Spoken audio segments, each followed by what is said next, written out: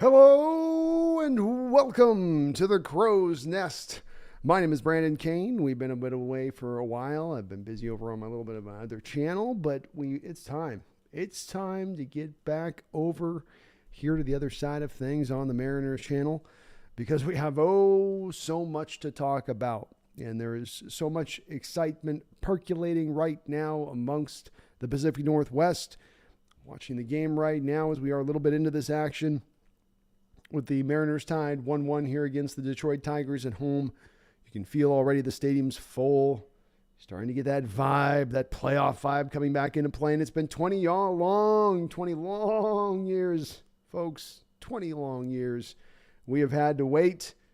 And finally now we are going to get a chance to return back. Not only do we get a chance to go back to the playoffs here, but we're getting to do so with a good week ahead of time frame to sort of set the stage as well as it could be potentially be set. This has been a long marathon of a season. Baseball years always are.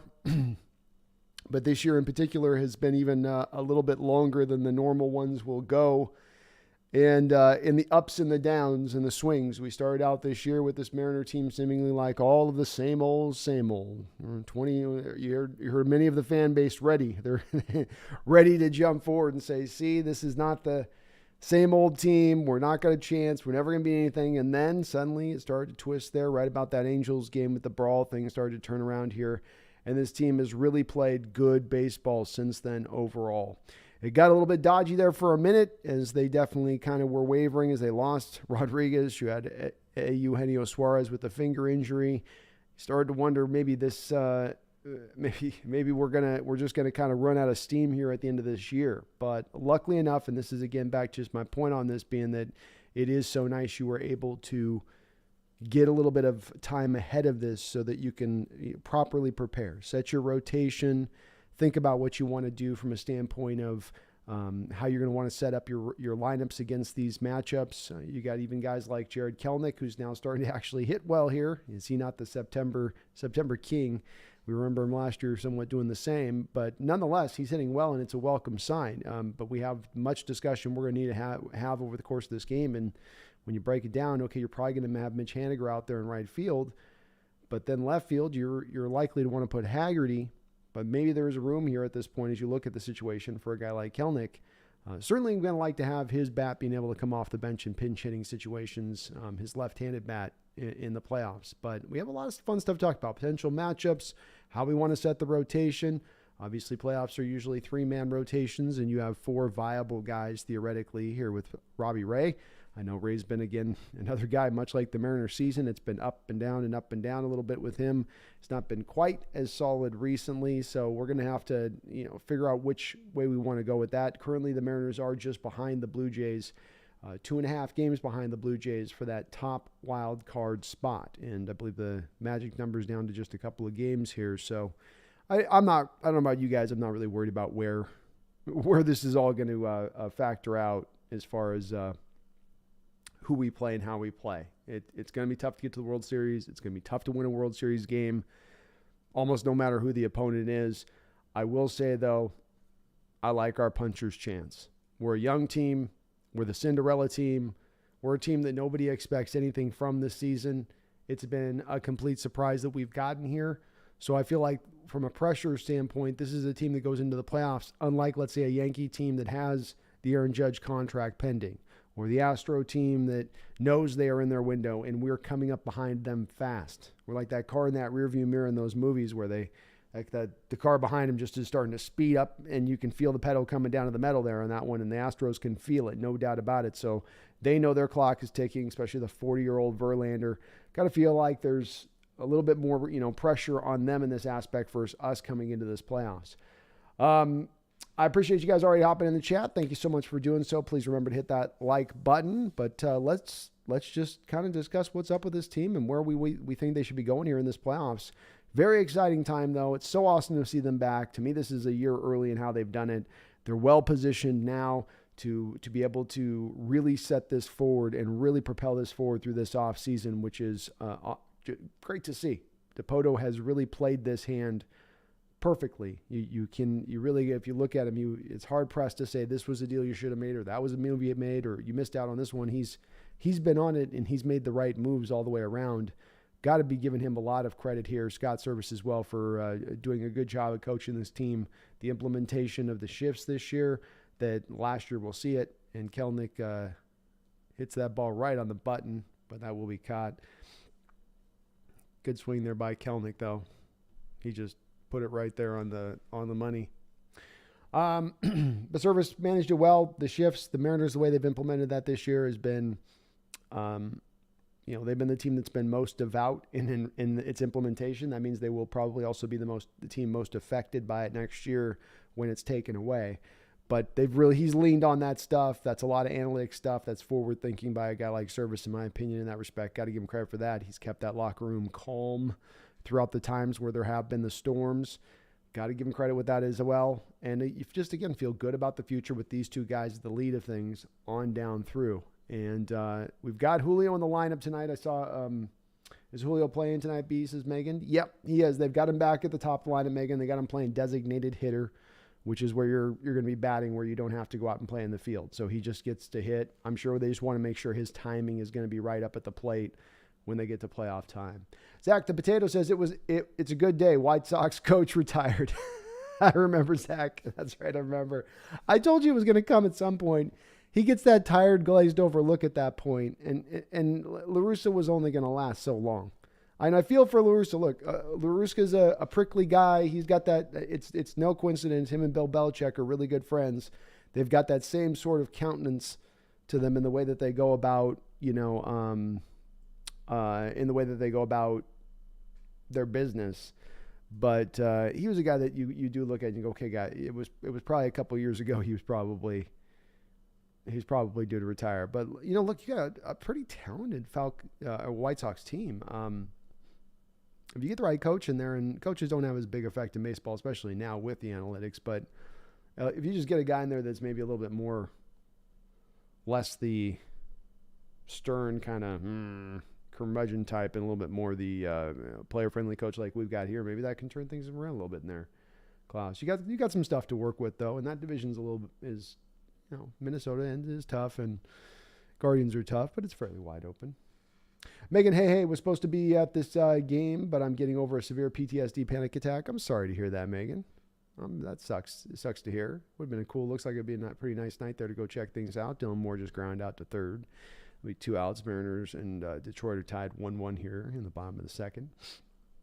And Megan, I'm sorry, I meant to text you. I completely was trying to get this that little video clip and thumbnails and stuff out last night, so I had to try to get all that stuff edited up really quick because I wanted to get it out before the morning. So I will be hitting you up here. I've just been running around, but we got to get our times, get synced. Top Cheese Sports, and do take care. Do take care. I want you ready and prepped for that, for our game day there. Top Cheese Sports, what is up, my friend and me? Our channel is exploding. Top Cheese, what's up, my friend and me? Our channel, that's awesome, Top Cheese. Well done. Very well done. Nitro Hawk, what's up, man? Rams offensive line does not look good. Might flip a little bit back between this and the game. Rams offensive line's in a real weird state. They made a lot of great moves this offseason, but took a while for me to get around to notice this. And maybe I should have seen it before we got to the season on this. But you move your right tackle to left tackle because your left tackle retires, and you potentially then, instead of solving, the issue of the retiring of Whitworth at that point, and just simply having one issue at one problem at left tackle, now you potentially create 2 issues. And that's where, from the Rams' standpoint, it was a ballsy decision to do that. But Seahawks have tried that in the past too. And it's 2-1 here to Haggerty. He swings and hits it on a line right to the right fielder. So a couple of good swings here in this inning, just hit right at a fielder. So we did this with Sean Locklear back in the day. Remember, Walter Jones retired, legend, Hall of Famer, and the Seahawks didn't have a viable left tackle. They weren't bad enough to go draft one at the top of the draft, And so they tried to move their pretty good, solid right tackle. Wasn't great, wasn't star, solid right tackle, and Locklear over to the left side. And it was awkward for Locklear, and he struggled in that role. And, for those of you who hear me harp about this on Carroll, with him changing guys out of position sometimes, this is one of the reasons so. Because I've seen the downside of doing it. I think the Rams are kind of running into a little bit of that as well, with Havenstein going from right tackle to left tackle. Zach Potato says, I heard you inviting for White Sox coaching job. Hey, I'll bring that locker room together. I'll keep it at least fun, loose. And Zach, I'm going to be committed to the analytics. I'm going to be committed to his staying his forward thinking on that. So, I mean, where coaching is in baseball now, it ain't the old coaching. It ain't that I need that keen gut instinct. I've been watching baseball since 32. You know what I mean? That old, who was the old Orioles coach? The fiery guy that's like 5'3" that would just scream at the umpires. That stuff's still gold, by the way, to go back and watch that stuff. I forget his name, but, coaches like that old school type of coach, or the Yankees guy that was another one, Billy Martin. I wouldn't, and here's the other thing, Zach. I would definitely get at least some entertainment value for the fans when I'm getting pissed at the umps, because I'll legit get angry, and then I'm going to legit do some childish stuff. Like, there's going to be bases being pulled out. There's going to be sand being kicked at the umpire. There's going to be a lot of me talking far too closely up against their face. I'm going to pull out all the coaching a-hole stops, I'm going to be a problem with that. Me and Angel Martinez are going to have some issues too. Like, we are going to lock horns. I'm not letting that guy. This is Chicago. To quote Elliot Ness. Oh, goodness. All right, Kirby's pitching a pretty good game here. He did give up an early run, but he's gotten himself some strikeouts as well, and he's got some good movement on his breaking ball today.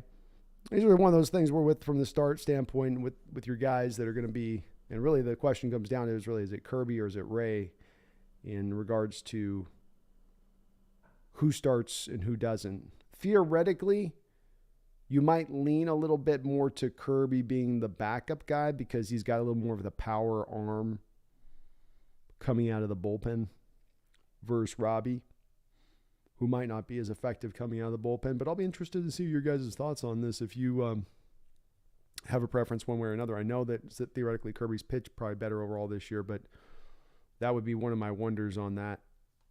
But then there's a counter of, well, the bullpen's good enough as it is. Why would we need to try to have to beef that up rather than just get the power arm out in the rotation? Power arms work well in October, and that would be a good counter. I'll take the job, Zach the Potato. I'll take it, though. Next, White Sox GM needs to quit. Well, this is a good time if you're an owner. If you want to turn things over, this is the time to do it. And, it's the guy that hired La Russa, that hire had about as much imagination as a Sunday comic strip. Like that's what we call a lame hire. It's like, well, he was good back in the 80s with the A's, and he was good in the early 2000s with the Cardinals. Let's squeeze one last little bit of drop out of that toothpaste. Skylar Thomas, haven't caught your live feed in a while, but good to see you. And how about those M's? Ooh, Skylar, it's good to see. It's good to see. It feels good to see. That Cal Raleigh bomb was awesome, and the fact that it got to happen in a dramatic fashion, I think as much as anything is great because that kind of moment gives a moment to fans who've maybe been checked away and out of the process for a while, starts to maybe bring them back into the fold just a little bit. And that part really does get me excited for the future of this team because it's much like in the stadium. And people that have been around in Seattle know this about this. It's a unique thing to us a little bit in the way that we feel like as fans, our energy can affect what goes on. And all fans do to a degree on this, but what's been throughout my history in going to stadiums and stuff like this over years and years and years is that, and maybe it's changed now, maybe we're in a different era now, but at least it has been this way where That energy was there in 01. Part of what got you 116 wins is at that time it was on the back of the 95 run. So you had fans still filling a new stadium. They had a good team, and they were going to support that team. And it was going to help them day in and day out because they were going to feel that energy throughout. And if they can bring that back to bear with this team, Haniger just made a great leaping catch out in the outfield. Everybody's hitting it on the button, both Mariners and Tigers out to right field in this game. I don't know if they're trying to, maybe the ball's carrying out that way a little bit, but everybody's just right on a line drive. It can help the team out. It really can over the course of a season, being able to have that kind of support. And I think the city's ready to give it. It's just been burned over many different years of waiting for the team to turn around. But it's ready to turn around. And that kind of moment with Cal will stick with people throughout the offseason. There'll be a signing or two or a major trade made. And now you got him back. And now we're, in a lot of ways, you've done the hard part. You've built the farm system. You've started to develop the young guys. Young guys are developed and ready. You've made some key signings into the future to solidify things. You got money to work with going into the future. Your farm system's still in a really good spot. Now you just gotta top that sucker off to get you into that elite stage of things. But then again, who knows? Maybe this year we'll see them in an elite stage of things. I'm not lowering my expectations just because it's a young team and nobody expected us to be here. Quite the opposite. But it's good to see you, Skylar. Randall McDaniel, how you doing, my man? Again, you got to change your 58.9. It's got to be at like 54.2 or something right now, right? Like something like that. Seems like it should be that. Randall says, can you explain to me how the playoff format works? We will have a 3-game series. Yes.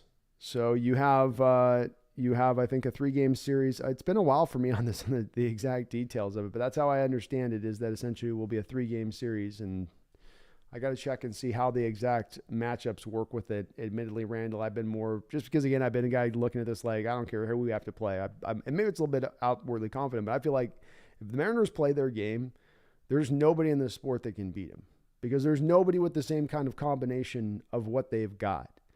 But it's like all things, it relies on them playing their game, which really, with the way this team kind of plays at times, seems to require them to be very hot and streaky. But when they're hot, they've got great starting pitching, great bullpen, great defense, and a lineup that's capable at any moment of just putting instant points on the board through hitting home runs. And yeah, there's other teams like that, but they also draw a good amount of walks, so they're sometimes likely to get a player or two on base when that's about to happen. And that can give you a recipe for success in October. It really can. You got a power pitcher that you're not going to put together 3 hits in a row on. But if you can get that one good swing, go with that pitch, put it out into left or put it out into right if you're going opposite field from the right side, they'll have a chance this year. They've got a chance to make it work. But Randall, I'm not too sure exactly with it, because this is such a new addition, and our Mariners haven't even been close in the playoffs recently to look at this. I've been sort of, checked out on exactly how that round will work. But I think we, it's like you get the 2-1 games, so you're 2 games on the road if you're that last one, and then you get.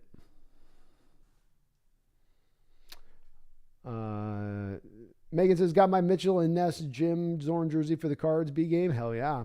I will assume you're wearing the jersey large and a power. You assume correctly. It will be the large and jersey of power for the Cardinals game, no doubt. No doubt.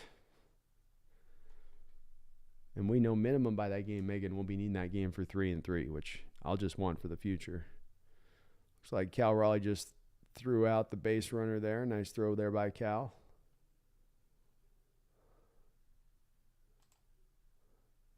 Kind of surprised to see Cal catch it. I almost would think on even these situations, you give him a couple days off, but he must be feeling okay.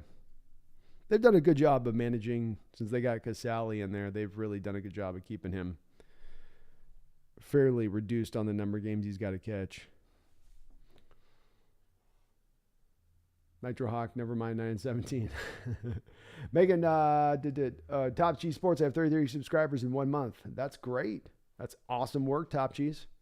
Just got to stay at it, man. That's the key with it, man. Just stay on top of it, keep producing content, and as long as you're not looking for the quick, short, like it will come. Comes with time. Skylar Cal, a.k.a. the Big Dumper. What a way to send us to the postseason. Oh, it was wonderful. It was wonderful. He dug that ball out, put it right down the line. Perfect kind of guy to do it. A guy that isn't as renowned as much amongst the fan base because, okay, he's hitting around 200, but he's had a lot of the power that he brings from the catcher position and some of the timeliness of his home runs. He's been just an awesome addition. It's been, to me, it's like you could go, Julio, maybe Logan Gilbert, but then I think Cal Raleigh's right there as the number 3 young guy that's come forward, even ahead of George Kirby, as good as George Kirby's been, just because of what really Cal's providing, not just with that bat, but also what he does behind the plate with this Mariner pitching staff.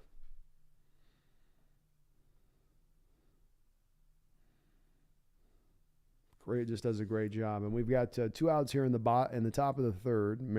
Detroit, I keep wanting to say Detroit Lions because it was just the Lions yesterday. Detroit Tigers and Mariners tied 1-1. Javier Baez up at the plate. Randall says there is a picture somewhere of a drunken Randy with Sean Locklear in a headlock. All fun and games. Was a cool guy. That's awesome. And he was a good right tackle, man. I can't knock him on the right side. He was solid over there. 0-2 pitch here. Hit off the end. This is going to get out. Wow, that got some good carry on it there.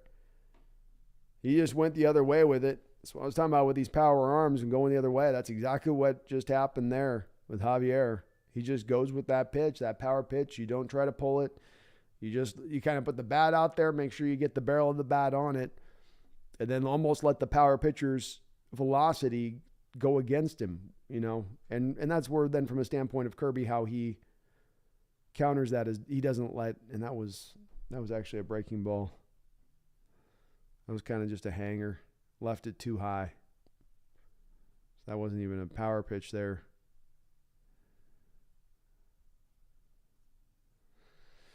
That's going to happen. He throws the next one at 95 in the middle of the plate. But that approach is the best one, I think, when you got those power pitchers. Every once in a while you get a rare bat that can turn that thing around and pull it. But the lock there was good, Brandel. He was awesome. Daniel, okay, so I was all over on board the tank train, but okay. I'm okay with having a top 12 pick. It looks like top 12 picks kind of all the same from 312 to 15-ish.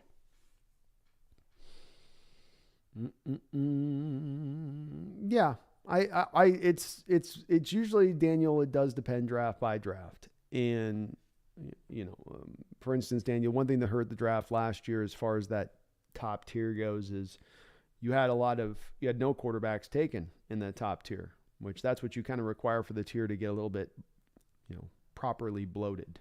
You want to fatten that tier up. And that tier gets fattened up if there's 3 or 4 quarterbacks taken, pushing a couple other guys down the board. We got a 3-2 count here with Miguel Cabrera, old Miggy. Miggy hitting 255 this year. That's respectable for the old man. It's got to have been a tough year for him on this Tiger team that's not been very good. 3-2 pitch, fouls it back.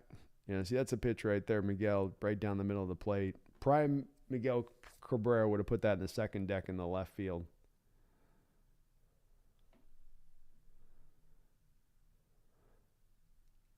Just missed it, knocked it back. But Daniel, I'm okay with this too. I want to see this because I want to see signs of this team being good for the future quicker and not longer. I don't want to wait through 3 years.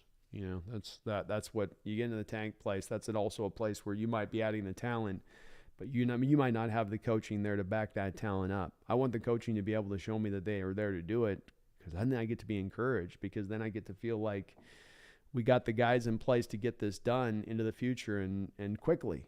Because that's what I believe we sit in a position to do with the team and the way they're showing, even as bad as the defense is right now.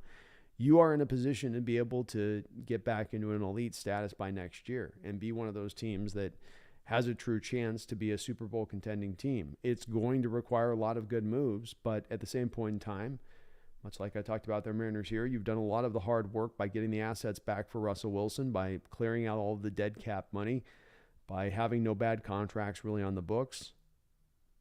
You've set the stage. And Miguel Cabrera, after fouling off a variety of different pitches, is able to just get a draw walk here. This is after Baez got a home run here with one man on. So Kirby having a little bit of a struggle here with the control. That's already his third walk in this game. Maybe he's working on something too, though. That's the thing I was considering about this. If I'm a pitcher coming into this game, and let's say I've had a hard time getting my slider over, or I'm working on a changeup, or my two-seamer's not quite getting the bite that I want on it, I'd come into a game like this knowing, I'd like to see if I can have that pitch here for the playoffs, and then work on it a little bit against this Detroit lineup. It's not the worst of approaches if you've got kind of house money to spend here. But I'm glad to hear, Daniel, you're on board. Big Country, what's up? Daniel also says there's two guys, C.J. Stroud, Will Anderson, who seem like the elite top two picks. Everyone else after is kind of equal to each other. It's going to be interesting to see where Will Levis falls. It really will. Because I have a lot of people that are out on Will Levis are like, leave that baby at the priest's door out on Will Levis. They are extremely in a position to go and just no. So I don't know. It's gonna, when I see the NFL evaluators, it'll be interesting to see where they look at him and how they see him. That seems like to me the straightforward 1-2 as well. That would be the 1-2 that I haven't seen anybody else that really is at that point that those two guys are at. Still a lot of year to go still, of course. But early on, yeah. Megan says, I'm so glad I'm finally in Seattle to see the M's in the playoffs, whether I go to the game or not. Have been an Aussie fan since the Ichiro days, and it's a way past time for the M's to do well. Agreed. I like the position they're in this year, Megan, and if they are hot, if this team, Julio comes back, feels fresh, they get the timing right with him, and Eugenio's fingers all right, say nothing of, I'd love it if Jared Kelenic here could provide service with a real tough conundrum here between him and Haggerty. I think that Haggerty's probably the guy that wins out, and you're not going to probably remove Haniger out of the lineup, but you sure do like it too if you go in the playoffs having a left-handed bat coming off the bench like Kelenic with an ability to play him in probably right, left, center field and feel comfortable doing so. I like the way that part sets in this lineup. That's, it's nice to have that, especially if you have a really tough righty on the hill.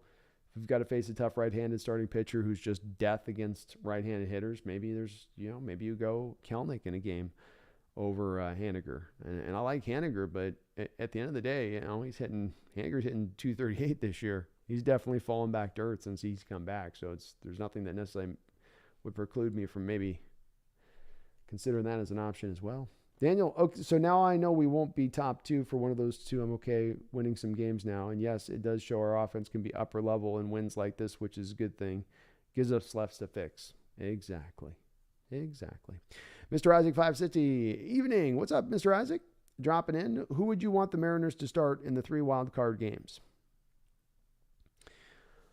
So here's how I would do it. I would start Castillo, Gilbert, and then I would actually run Robbie Ray out there. But then I would have Kirby as my guy to come out the pen for Robbie if Robbie goes off the skids. And I'm not going to give Robbie a lot of rope in a playoff game. If I'm 2 or 3 innings in, or if I'm 2 innings in, if I'm an inning and a half in, and he's got 2 base runners on and then he allows a run, I'm probably already have Kirby up ready to go and start going. And I'm going to let Robbie know that, where it's like, you got to understand, I can't hope that you're going to be in a good Robbie day. I got to know this is a good Robbie day. And if it isn't, I got to recognize it real quick today, because this is a game we can't just afford to punt as you find yourself.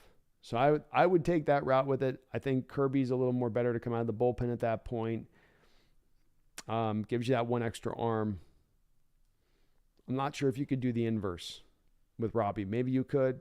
Maybe Robbie would be comfortable doing it that way, but I think I tend to think he's one of those guys that to me just strikes me as a guy that needs to be starting. Megan says, is it me or is it interesting that 2 Seattle teams play Detroit teams in 24-hour period? I was wondering about that too, Megan. It's like, is that purposeful? Did the schedule makers from one to the other like generally do that? I can't remember when that's happened before. It was odd.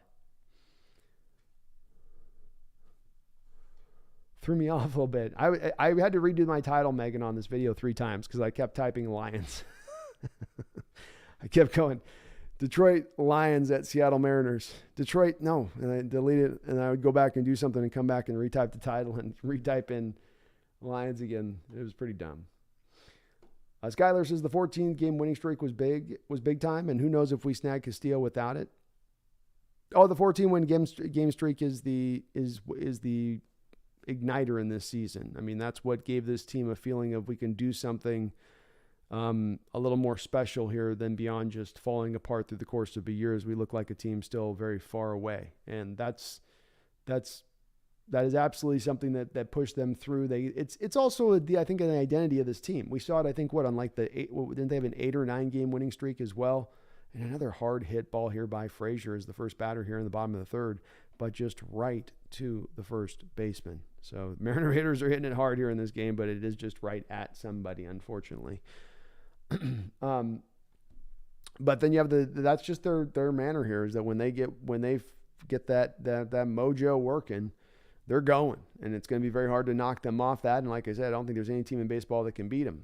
The hard part is that they're not always consistently in that realm, and when they're not in that realm, they're really dipped down, and it's a struggle to get through.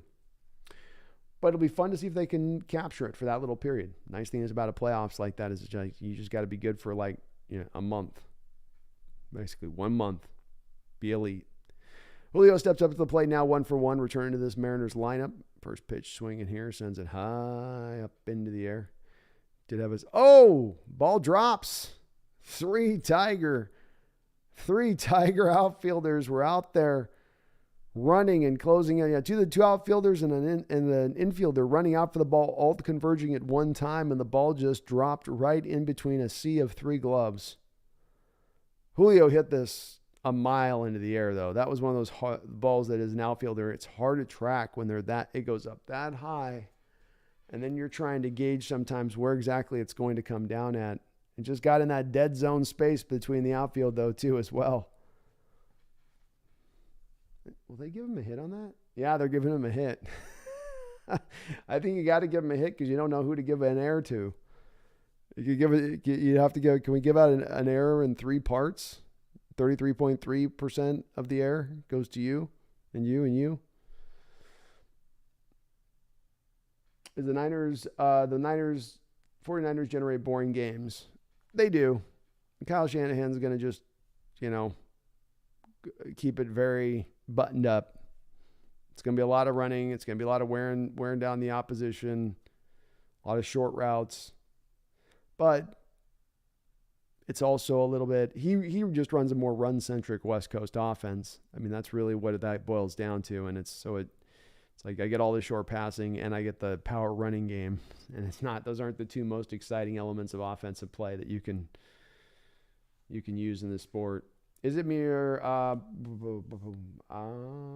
but that Castillo signing was huge too, Skylar. It's nice to see that not only get that trade done, we also got him locked down for now a couple more years. Again, the team has just set the stage here, not only for this season, but for upcoming years. Nitro, if the Seahawks somehow managed to make this defense league average, what do you think the Seahawks do this season? They'd get to the playoffs. Because to me, I'm thinking through this question, Nitro.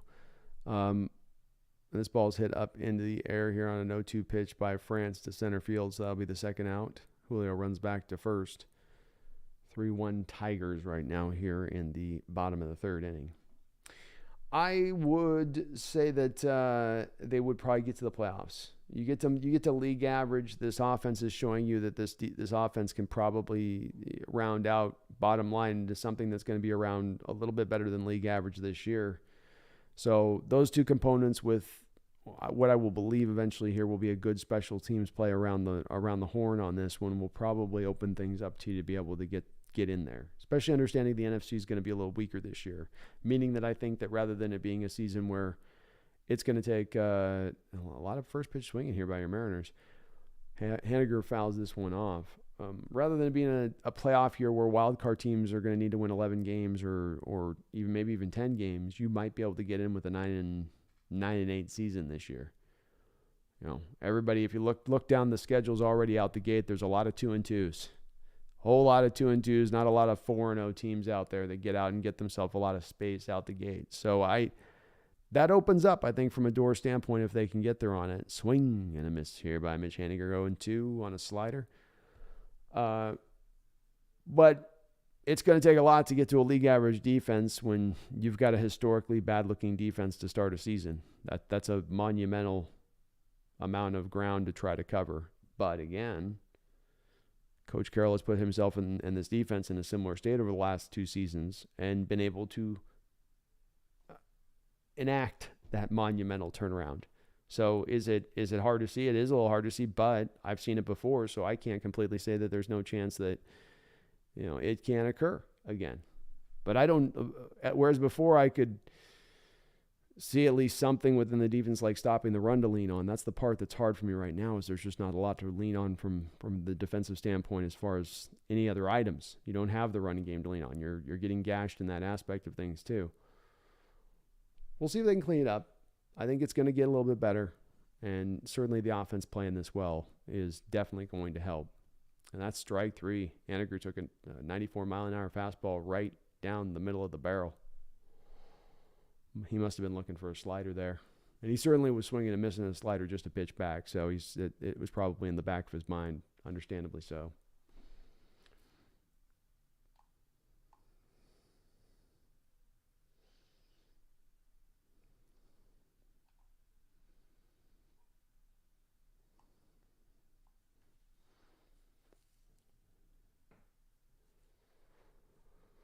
Big Country says, I say we don't without the 14-game win streak.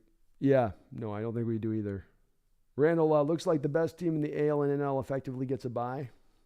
Each team has three-game series. I was thinking we still had a play-in game. Oh, yeah. Well, like I said, it's been a while for us to have to pay attention to it. There's been no reason to pay attention to it, Randall. So I'm the same way. I'm still going to have to kind of like learn this along as we go, too. Megan says, have the complete set of Largent M&N jerseys now and want to get the Pro Shop jersey to see if they have any Zorn jerseys. They didn't. Went back today, and they had just taken them out of the box. Ooh, got that brand fresh, new, right off the printing press kind of smell to it, huh?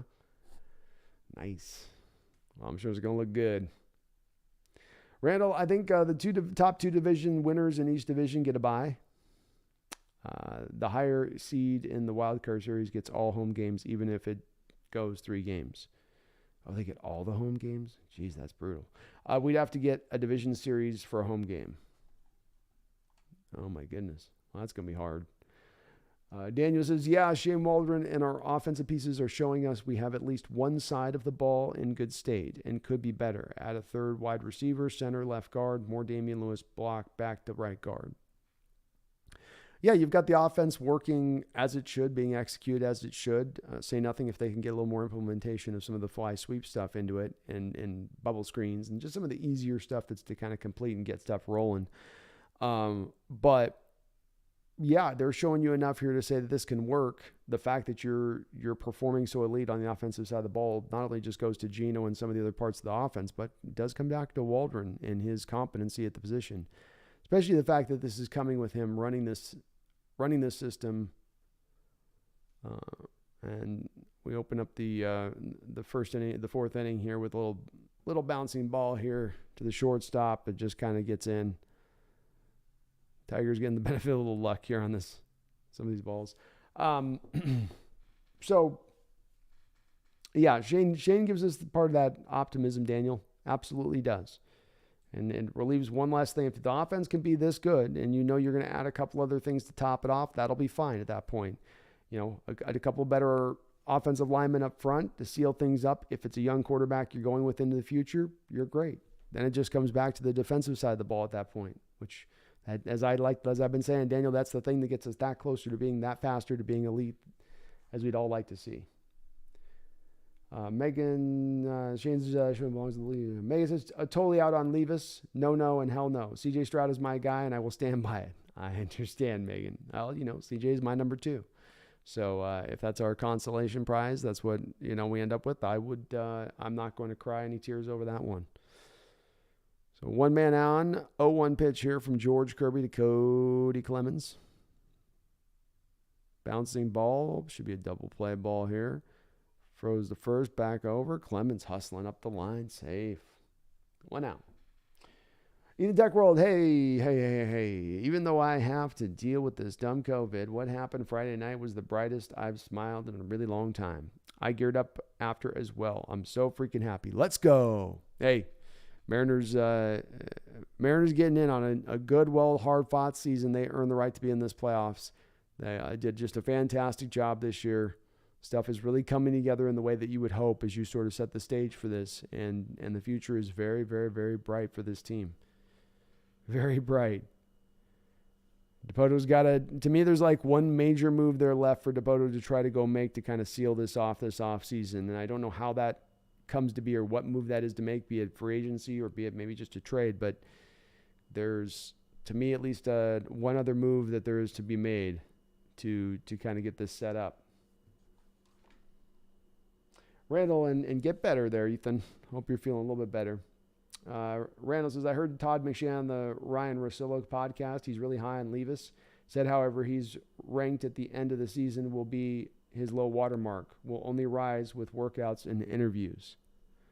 Yeah, I still, if I was making a prediction on this, Randall, I'm going to say that this is not only just a personal take of, I think he's good. I also think that the NFL teams are going to recognize this as well. And I think the main place fans are going to lose it on this with this, Randall, and I've seen it already in having a couple discussions with people on Levis, is they're going to forget the fact that his offensive line is crap, but that he is playing in a really tough conference. They're going to forget the fact that he's going to have 4, 5, 6 guys a game drop a ball, and a lot of times at key moments that then makes him have to play hero ball later on, rather than giving them some room for error, room to work with. And if you don't do that with Levis, you'll not understand him fully as a prospect. You'll just think you're looking at this wild-ass dude who has no control in his ability to play the position. And this is a bunt. That's a bunt to beat the shift there. Well done. He had everybody pulled over to the right side. He bunted it down the third base line. 2 guys on, 1 out. Troy Tiger's doing a good job here early on. What a nice bunt there.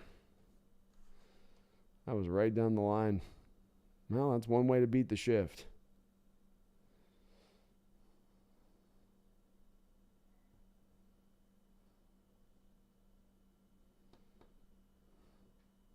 Where are the Mariners seated right now? We're number 5, Nitro Hawk.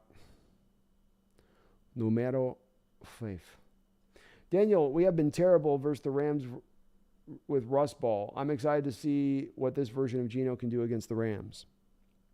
Well, part of the reason that the 49ers have had their success, and when you see other teams having their success in dealing with that Rams defense, it's coming on the back of embracing short and intermediate passing. Because what the Rams have done with their defense is they will find a way to get pressure and bring blitzes and do certain things in that respect, but then they will still keep those guys on the back end to really try to take away the deep plays more often than not. So you as a team do have to do a lot of committing to the short and intermediate game and really working those areas on the football field. And that's now more of what we do, as we've seen through the first 4 games. So, and this is why I think as well, Russ ball, as you put it, Daniel, was such a poor fit up against those Rams teams, because they kind of had a defense that was prescribed to beat a Russell Wilson type of player. 1-1 pitch here to Victor Reyes. Runners on first and second. 3-1 Tigers. Top of the 4th inning. 1 out. Gilbert looks back. High. Ball 2. Megan says, love that T-Mobile is lit up pink for Breast Cancer Awareness Month, as my mother had a near miss with that dreaded disease. It's a brutal one at that, Megan. It is indeed. Yeah, it is cool that they're doing that. I like it. 49ers got a pick 6, says Top Cheese Sports. Well, that's the key with Stafford. Stafford's a very good quarterback. Stafford's going to make some throws over the course of the game that don't allow you to be able to deal with it or handle it or do anything about it. He's just going to go, that guy's got an arm that can make throws I can't get to as a defender from time to time. But what he's also going to do is put some throws in there that he thinks he can get away with that he can't. And then it becomes on your defense to be in those moments able to make those interceptions and not have them flutter through your hands. So we have a 3-2 count here with Victor Reyes. Runners on first and second. We'll see if they are moving here on the pitch. I'm guessing probably not. So you get an easy strike them out, throw them out kind of situation here. Let's see, though. Yeah, not going. Ball's fouled back. 3-2 still.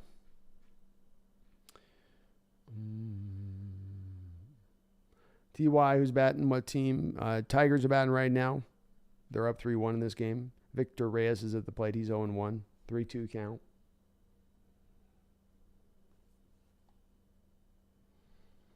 But we'll see, Daniel. It will be interesting to see what he can do. George Kirby comes set here. 3-2 pitch. Foul back again. Tigers batters doing a good job in this game. Staying alive. Staying alive. Staying alive. Ethan, wow, what a great view. I had tickets to the M's today, but unfortunately I got COVID even though I'm trying to stay super safe. I'm really frustrated about that. Nothing more I could have done. Nothing you can do, man. Good news is once you get over it, you're going to have some defenses, natural defenses that are going to be built strong. Built forward tough. This ball's hit on the line again. Haniger comes down, can't make a play. This will get down. Kirby giving up some good hard hit balls in this game. Haniger gave chase, but that ball was just dying on the vine there as it went out to the outfield. That will score a runner. And we will have first and second here. 4-1 Tigers. Again, Kirby just leaves this pitch too much up over in the middle of the plate. Haniger got caught in that spot where he's running over to catch the ball, and you can't decide if you want to do it with your glove down like this or you want to turn over on the backside, and you get caught in between a little bit. The Rams are 2 Cup reliance this big country. Could be a problem down the road. It is a problem for them. I mean, because part of being 2 Cup reliant is the fact you're going to get the guy wore down, and he's already had a torn ACL. And over the last couple of years, he's had a whole lot of touches. And he gets a lot of touches like Debo does in also the fly sweep game.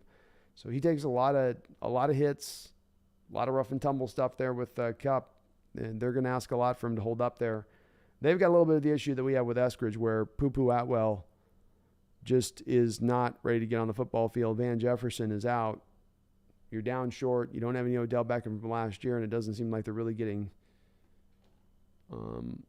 what is it, Robinson that they brought in? That receiver they brought in from Chicago isn't really taking like off. I've also heard there's word with Stafford about still there being some big worries about that elbow. Kirby almost hit Akil Badu. 1-1 count here. 2 runners on. 4-1 Tigers. Top of the 4th. Just about clipped him with that slider. Knocked his helmet off. And the Mariners have their bullpen up and already working here in the top of the 4th. Matt Brash.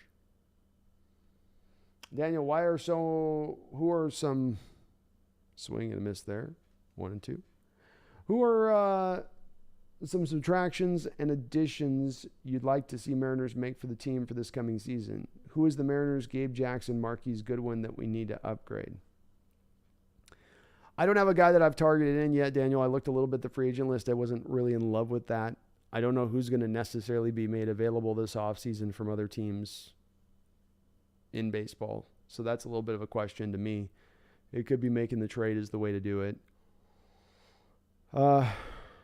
This ball's hit hard to left field and deep. Up against the wall is Haggerty, and he makes the catch, gets the ball back in so the runner can't get over from second base. Goodness gracious, that ball was hit hard and deep. Kelnick makes this problem a little bit hard, outside of maybe Kelnick being a guy that'll have some trade value for you to go find that guy if you can use him in that way, and some team sees Kelnick as still a guy worth a little bit of value in a trade, which is questionable. I like how Haggerty started out playing here to begin things, but I don't know if I can rely on him into the future as an everyday starter out there. And so I look at both right field and left field. Haniger's a free agent. I look at that as two places where I can add a guy. I don't have a guy targeted necessarily for left field because, again, I don't know who's going to be available. Again, free agents I'm not sure of, but give me a guy that can hit for average and who can play great defense. That's what I need in left field in this park. I need those two components being brought to center stage. Guy theoretically can get on base as well because we need more of that in the upper part of this lineup. In right field, I'll get more of a guy that's got the Jay Buhner type of game to him. A little bit like what Haniger is. It's just that Haniger, to me, I can't go and sign this guy for a guy that's going to hit 240 with, marginal power. You're going to hit 240 and 20 home runs on the year. That's not really going to – he's not good enough defensively for me to really want to sign up for that. But give me a guy with a little bit more, again, a little bit better average, a little bit more power. That's where I'm at with it. I think I can't have a lot of faith in some of these guys, too, on the bench that would be theoretical starters like the guy we got from the Reds who's slipped a Winker. I mean, I think Winker's had such a bad year here that, again, he's another guy like a little bit like Kelnick, where it's maybe I see if I can put a package together with him as part of that package, and another team thinks he'll be much better over here. So I'm not sold on him either necessarily. I like Eugenio at third base, what he supplies. Good glove, decent speed on the base paths, gives you the power. Yeah, his average is going to be great at like 230, but I can put up with that with the other stuff that he brings because he is a plus defender, and I like that he brings that plus defender. But really it comes down to, for me, left field, right field, and maybe second base as the three places that I really look to hone in on, and I just try to maybe go find the best player I can to bring in at those positions. Who can be the best upgrade if I'm looking to – I'm not going to have one that I really value highly over the other. It's probably going to be easier to find the outfielder, but that would be where I'd look myself to target. I don't think we've got anybody in the system from the outfield standpoint that's going to be the guy going forward. I mean, I think we don't know what we got in Lewis anymore. We don't know what we got in Kelnick anymore. That seems the place to really go at.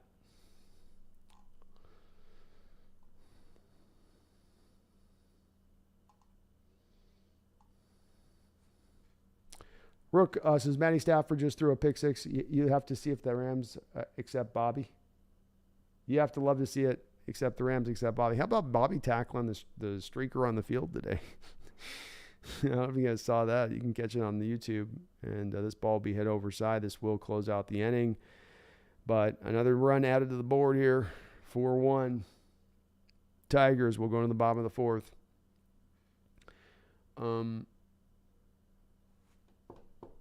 Zach says Shohei Ohtani has made baseball history again. On Saturday, the 28-year-old two-way superstar and Los Angeles Angels agreed to a one-year, $30 million contract extension.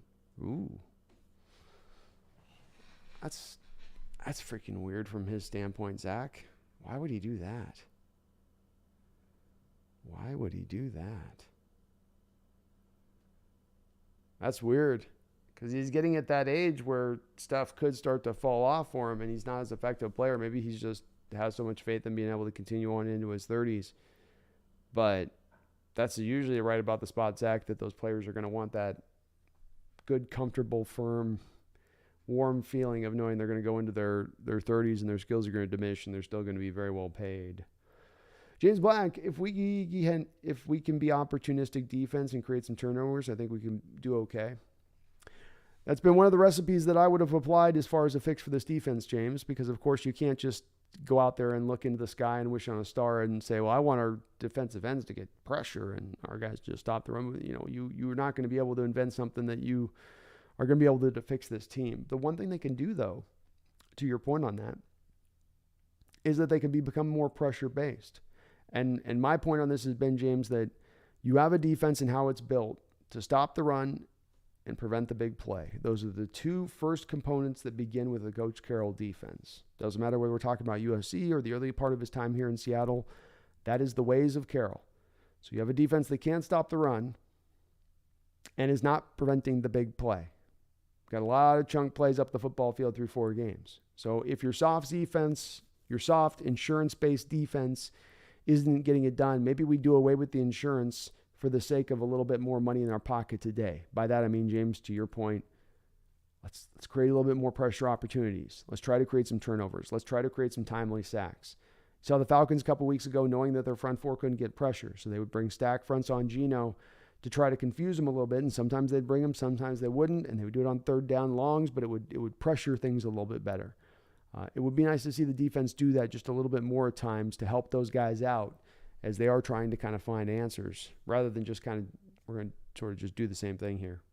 Eugenio Suarez steps up to the plate, hitting .236 with 31 home runs and 86 RBIs. A very good year this year. I mean, you'd love his average to be a little bit higher, but he gets his share of strikeouts. But 30-plus home runs from the third base. And again, I really like how he does play defense, too. Very smooth defender out there at third.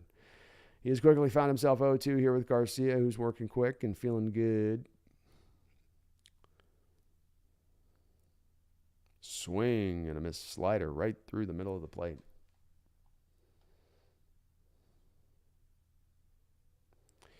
Randall says, my pregnant wife had COVID last week, the third time she's had it in a year. My son and I never caught it. Strange. It's a weird thing, man. The way it hits, who it hits, how it hits some harder than others, and how it hits others in specific ways versus it's wild.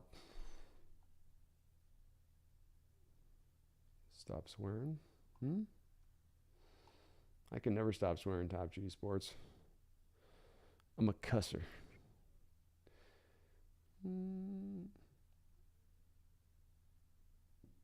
Randall says, y'all see Debo's catch earlier? One of the best plays I've ever seen. He was great. The run after the catch on that, reversing field.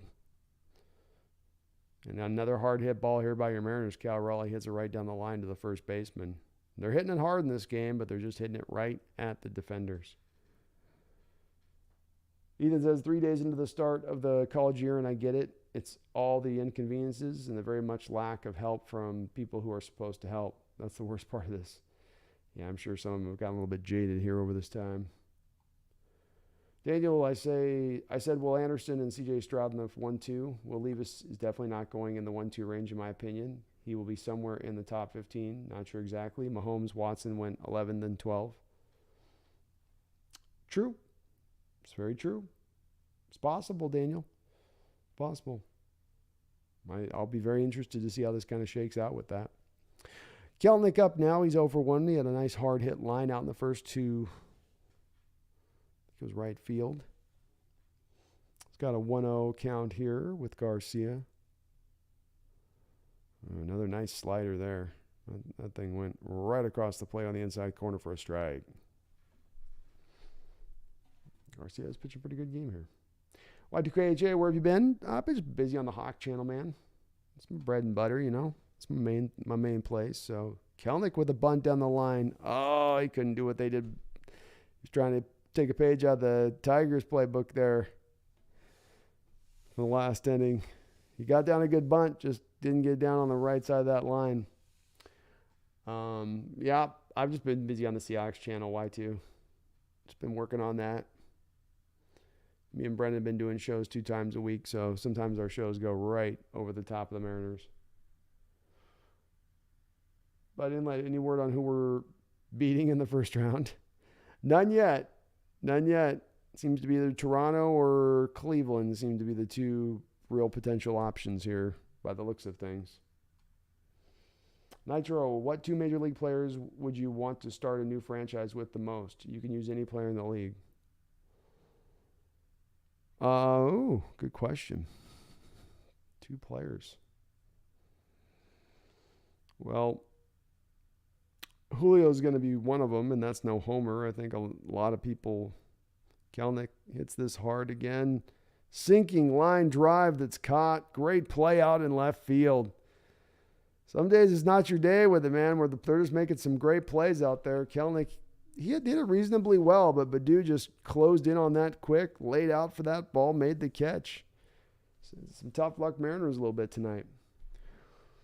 So I would go with Julio as number 1. And then I would probably... I am thinking about this right now, so give me a second to think about the second answer. Julio's 21 years old, though, and he's everything you could want, 5-tool guy. You know, what you've seen him do at this clubhouse alone, you're like, okay. I guess... man, such a good question, man. Such a good question.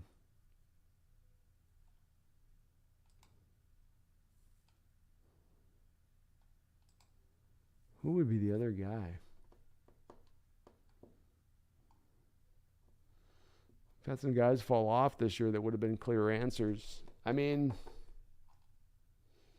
I guess the other guy would probably be, for me, probably Vladdy. Let me think about that, though. How old's Vladdy? So Vladdy's 23.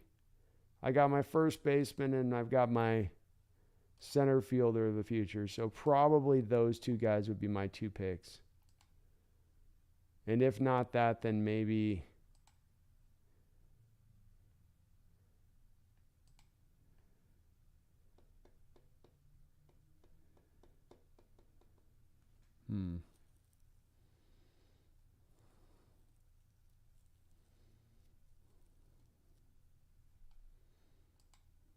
God, this is a good question. I mean, Julio's, to me, the easy, straightforward one, but then the second choice is, well, you know, who's that going to be? I mean, Jordan might be a guy, would be maybe the other guy.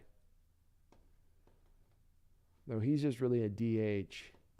And I do like with Vlad, I have a guy at first base that can play good first base on top of the plus bat that he brings. Chad's probably freaking out. I can't believe you didn't say. Can't believe you didn't say Manny Machado. How can you not see Soto? Soto's had a hard time since that trade to the Padres. He has struggled. Y2K, I'm expecting some dope off-season videos about after we win the World Series. Oh, you know what? I'll be doing off-season videos on this too. So we'll keep them both going, I promise. Sometimes too, I just get, it's the normal job stuff for me. It ain't even the other channel. It's just you get to that point on like, okay, you got a work day done, then you get home and you're like, all right, let's start working on the videos. And then you're just like, your energy just gets wiped. Getting old sucks. I remember when I was a young man and I could bounce around like a pogo stick. All the energy in the world.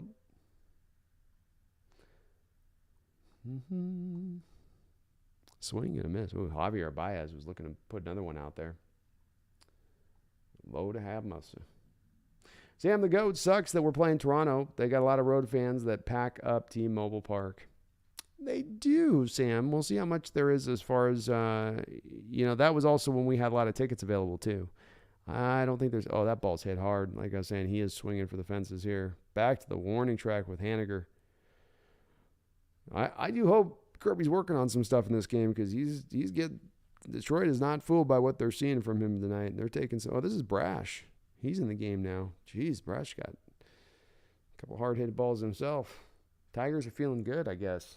They're not thinking about Cabo, I guess.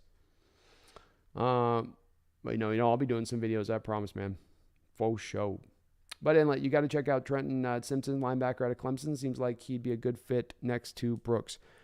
This week I'm going to be doing, actually tonight, probably after the game, I'm going to start to do some middle linebacker and defensive lineman quick looks here for the live stream shows. So those will be one of these live stream shows we do here soon, or I'll just do a video together on just kind of looking at some of these young guys. Because that does look like really two of the biggest positions of need right now. Even as much as you might look at left guard, center, or right guard, or feel like Lewis is fine left guard, so it's center and right guard, you still maybe feel like the priority is really with defensive lineman, middle linebacker.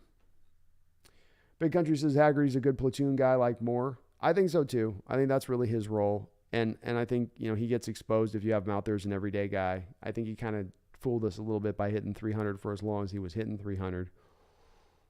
But I don't know that long term, if he's not a 300 guy, he doesn't have enough power that he brings to the table really to, be impactful enough if he's just going to be hitting 260, 250.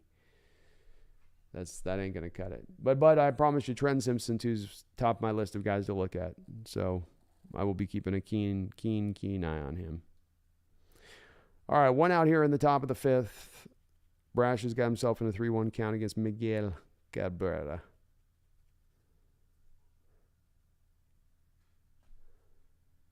Y2 cases, there's lots of outfielders in free agency. I'll bring it up here on this stream. We'll bring up a couple guys and take a look at them. Balls bounced foul, 3-2. He thinks, in my opinion, unless it's Julio, Kirby, Gilbert, you can upgrade at those positions.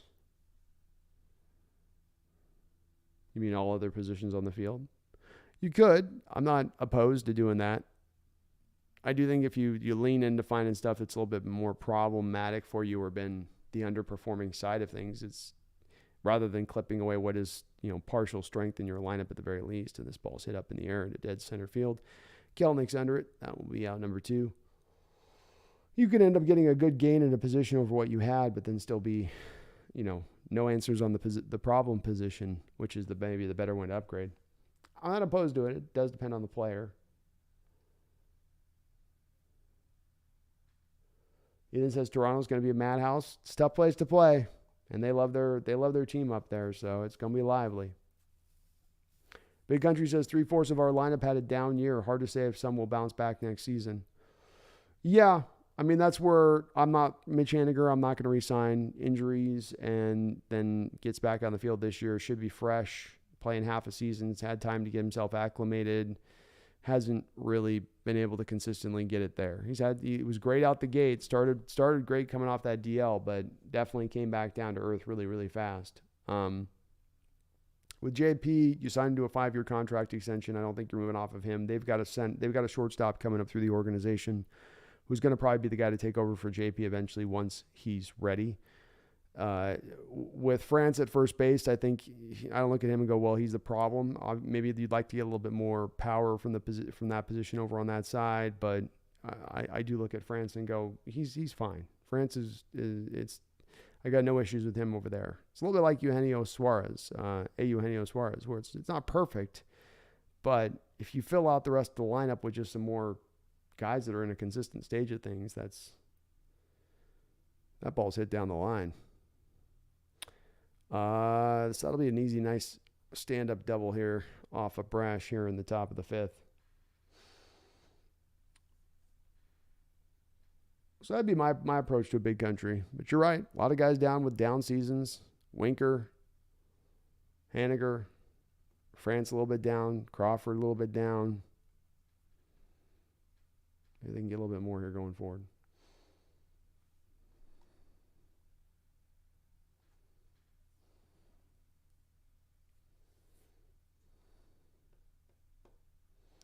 Wise cases, I signed one outfielder, bring Haniger back for 1 year, and you can let Kelnick be the 4th outfielder. Got to find a middle infielder. Second base would be a good position to be able to find. Boy, would you like to be able to get a guy that could give you a good plus bat. We need a Brett Boone. We need to go find another Brett Boone out there. King Pookie Man Nation says, yo, where have you been? It's football season, man. I get busy getting my content created over there, so it just ends up being I just don't have enough hours in the day as much as anything. Just not enough hours. Daniel, did you see Jalen Ramsey and Bobby Wagner get cooked on the Deebo Samuel 50-yard touchdown pass? I didn't. But he cooks a lot of guys. That guy's maybe the hardest guy to tackle in the open field in the game right now. He's got a good claim to it. He's even tougher than the Henry guys. Henry needs to be up to speed. If Henry's not up to speed, you can get him tackled. But Deebo can just beat you from 0 to 100.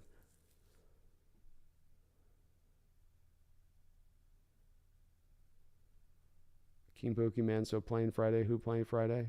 I don't know. I am uncertain. Still to be decided.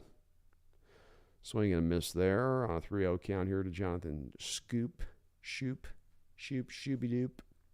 Shoop, shooby doop, shooby doop. Hey, yeah. All right, 4-1. Detroit Tigers top of the fifth inning here.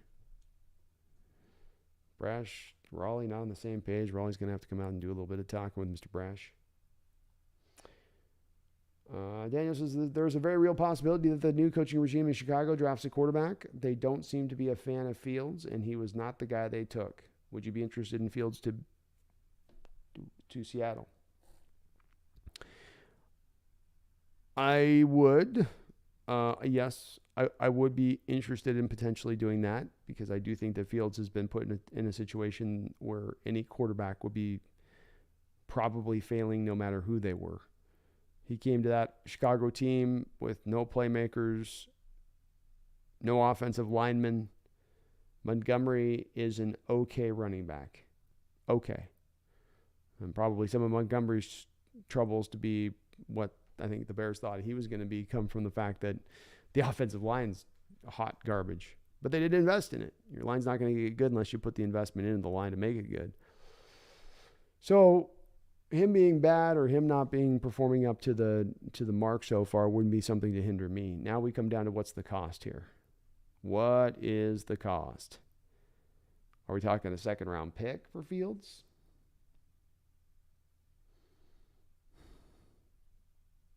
Maybe. I got to understand. I think that, the real key there with the Fields situation, Daniel, is what's been the cause of his struggles? Has it truly been just the lack of talent? Is it the lack of talent and the fact that he has still some work ethic troubles going on? Because that was the scuttlebutt about him coming out of Ohio State. That one of those things that's one of the worst things you can ever have said about you as a quarterback. This very phrase. Last in the building, first out. And that was a moniker that was attached to Justin Fields when he was coming out in the draft. And it does make me a little bit hesitant with him. Just a wee bit. Big Country says Michael Harris of the Braves is pretty good too. He's a good one. That's a great suggestion on that one. No doubt about it.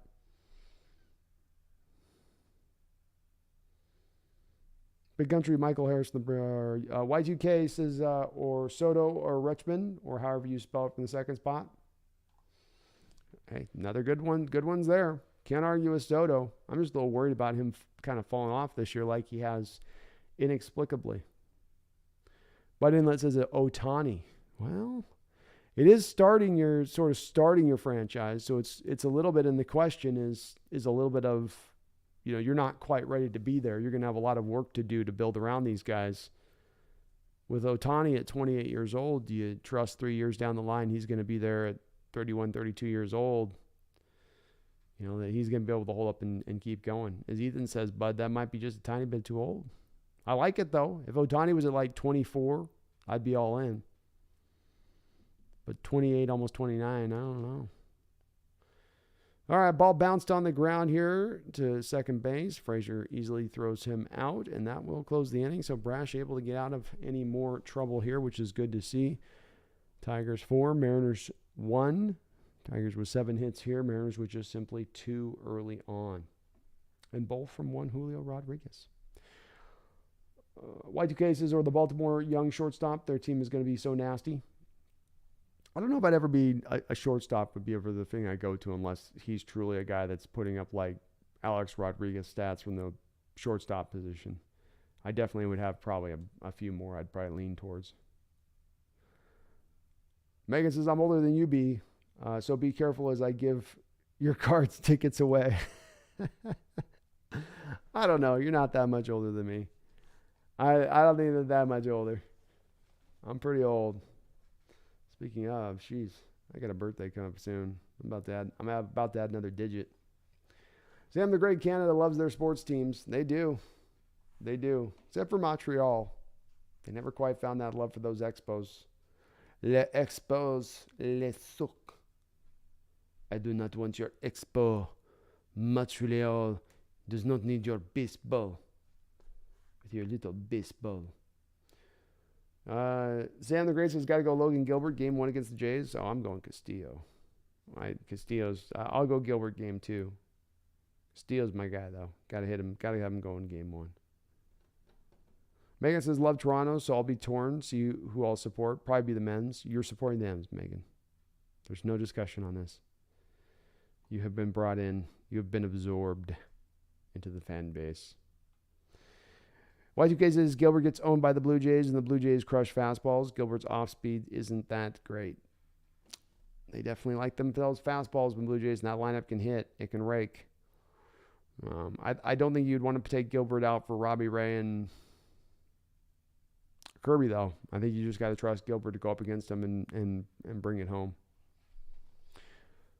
Big Country says, I think we have enough power hitting at the moment. We need guys that can play consistent small ball.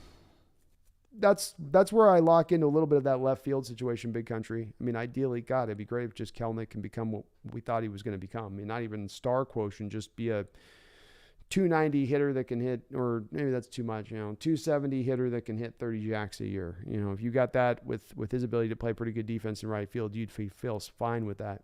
Left field is a little bit of where I'd go to say, get creative on this one. And that's to your point on that Big Country. Get the guy that can hit with average, get the guy get on base, get the guy that can play defense. And that to the point of what you're saying here will help with the small ball stuff. Got to remember too, with that rule change and no more shifts being brought in next year, that's going to impact how you look at players in free agency and via trades. Who's the guy that's going to be able to benefit from that, and those holes that'll open up on that side. Like a guy like Carlos Santana on our team. It's like he might still be able to prolong his career because he's such a dead pull hitter. You take away those shifts that he receives all the time. Could allow him to be able to still be able to remain in the game.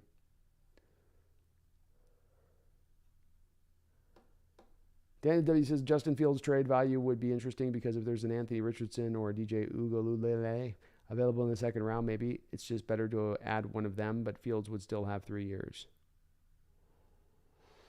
This ball's hit up the middle. It's going to be a tough play for the second baseman. He's not going to be able to make it. Dylan Moore's going to get on here with a base hit. Open up this inning. Nice job by Dylan Moore. Need some runners. Got on base. Good stuff, Dylan. Good stuff. That's where, Daniel, we come down to Bears are going to have to take, from my standpoint, a pretty significant discount if they're going to try to offload Fields this offseason. No way are you getting a first-rounder. No way are you getting, really, I don't think, even a second-rounder at that point. We're going to have to talk about like a third-rounder here. And just like with free agency, Daniel, just like if a guy like Geno Smith balls out and how his value will be diminished by how good this draft is at the head of the draft for quarterbacks, so too will that work for quarterbacks who are potentially needing to be traded. So if we can get Justin for a discounted rate, I like him. I still like his potential, and I think he's been definitely sold short in Chicago a little bit. I'm open to it for sure.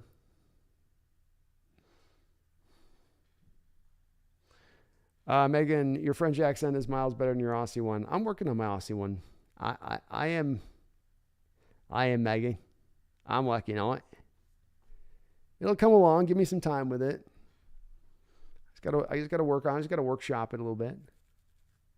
Megan says 46 in December, 4 months younger than the Hawks. Yeah, so yeah, we're hardly, you're not even far enough apart for me to be like, I'm so much older. Nah, I don't know about that. Nitro Hawk, who's the oldest player in the league, is it Pujols? I don't think so. There's always some relief pitcher who's been playing since 1984. And the Detroit Tigers pitcher just fell off the mound very awkwardly. I don't know what just happened there. He just kind of forgot how his legs worked there on his follow-through for a second. Kind of crumbled on over. Poor guy. Sam Haggerty up here, 1-1 count. Bottom of the fifth inning. Kind of a little gimpy on that foot there after falling off the deal. Sam the Great, I like our pitching core. Just want our batters to light it up. Bullpen is playing great as well. That's the good news with this, that you really do get to just lock in on the offense and adding to the field rather than anything with pitching. You feel fine with the Castillo contract extension now. You're not looking at anything down the road. Robbie Ray's pitched fine enough to feel good about his slot moving forward. Gilbert and Kirby are your young horses going. So now you only got to worry about the fifth spot in the rotation. If you as a team are only really having to worry about the fifth spot in your rotation going into an offseason, that's a great place to be in. And so they're going to be able to find that fairly. You can find a fifth guy in a rotation fairly reasonably. It's going to be the finding of the hitters in the other spots that's going to be more of where, the key is. But they've got the money to spend. They're going to have they're going to be an exciting draw for potentially, some hitters out there. We've got to acknowledge too, there's going to be some guys scared off by this park and see this is kind of a dead zone for hitters to go to. So it's going to be not always easy to attract guys. Sometimes the money is going to have to be what talks.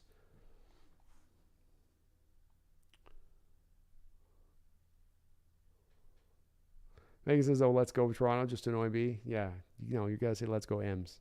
Let's go M's. I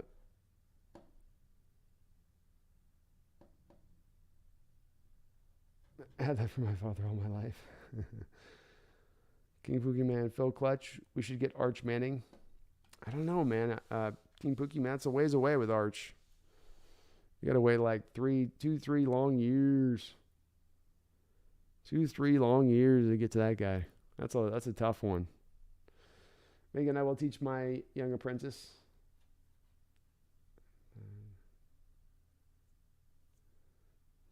Good. That'll help. And we got Haggerty drawing a walk. So how about the Mariners here to open up this inning? 2 runners on, down 4-1. Bottom of the 5th. Daniel, I remember really thinking you were reaching your... Daniel W. says, I remember really thinking you were reaching your content when you made that video. Do we really know what Geno is? But damn, you were spot on. Keep doing you. I still watched it, but I didn't believe.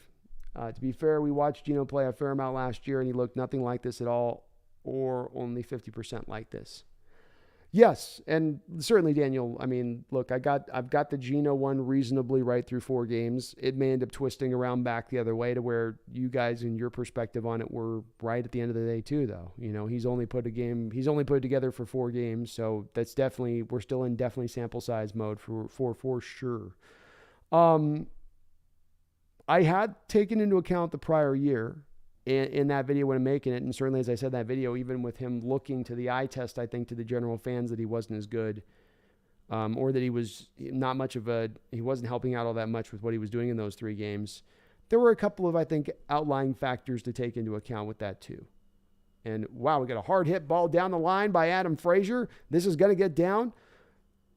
Dylan Moore turning and burning for home. He's going to get in there. 4-2. Nice, good, hard hit ball down the line there by Frazier. And Haggerty will get on his horse over to third base. So first and third, nobody out. Mariners down 2-4 now. Great job. There's a little bit of small ball for you. Get yourself a little base hit up the middle. Get a walk. Nice line drive stroke out to right field. That'll do. But, Daniel, there was 2 things with last year that thought that, from my standpoint, he could improve upon it. One was that you had played some pretty good, tough defenses last year. Saints were a tough defense. Rams were a tough defense. Steelers were a tough defense. And that I thought impacted a little bit of the way I was looking at it, going, okay, well, he's not always going to play defenses like that every week in the next year. But then the second thing was the thing that I think has been a very important thing to always keep at our head of our mind last year, and both looking at Russell and Julio tried to put this into a 5-4 territory on that swing. First, he just came up there and he dead red hacked on that one. I think the pitcher felt the wind blow in his face after that swing. Boy, he was loading up. But it's the fact that when you have the new offensive coordinator in a new system like that, it's going to take a year for any quarterback to get comfortable, really. And it would be nice if they could go faster in it, but there's so many details to bringing on a new playbook, from learning the terminology to calling the correct play to understanding the principles within the playbook and why you do this that way, why you change this play to this, why when you see this you want to change to that. There's so much to learn. And you see so often it being so hard for quarterbacks to kind of come to that assimilated point. Again, Julio hitting it hard on the ground. Already 2 for 2 in this game. And you can see him. He's loading up on these swings. The back's feeling all right. Let's just say that, because he's definitely not. He's not leaving any money on the table with these kind of swings. 1-2 here. Garcia takes a big deep breath because he no doubt can sense Julio's playing with fire with the way Julio's swinging here. He's like, I'm either going to strike this guy out or he's putting this in the seats. But that was the other thing is you've got Geno coming back to a second year and being comfortable. Daniel, he's got that now year 2, which unfortunately Russell didn't get the benefit of being into year 2 of this offense this next year and maybe better acclimating it to it himself. Might have happened with Russ too. But that's also what gave me a little bit more hope with Geno in thinking that even last year's little sort of middling scoop was really, even though it was encouraging from my standpoint, there was still even a little bit more there. But it could still, like I said, the top 2, Daniel, it could still turn back your guys' way on this one with him. And, he's got to put it together for a full year for us to feel like, oh, wow, he really has been that guy. But he was getting hated on so much. I was hearing it so much, and I just didn't quite understand it because I've seen bad quarterbacks. I've seen your Nathan Petermans, right? Your Brock Osweilers, your quarterbacks that are just god awful. And that's how people were kind of talking about Geno a little bit this offseason a little bit. And that's what really, for me, kind of pushed me to want to get that video out and cover that. So Rodriguez has done a good job getting this to 2-2. Fouls. He struck out there. Another big swing there on the 2-2 pitch. Just couldn't quite get it done. He was definitely trying to put the Mariners up here on this. Good pitch, got right in on his hands. Not going to do a lot with that.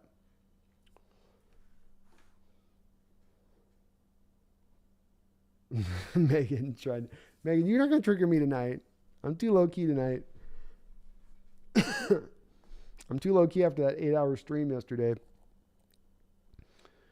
Sam the Great, I'm cool with Geno. If he's consistent, then I don't see an issue. The only thing that irritates me is being ranked 29th in rushing defense. Me as well.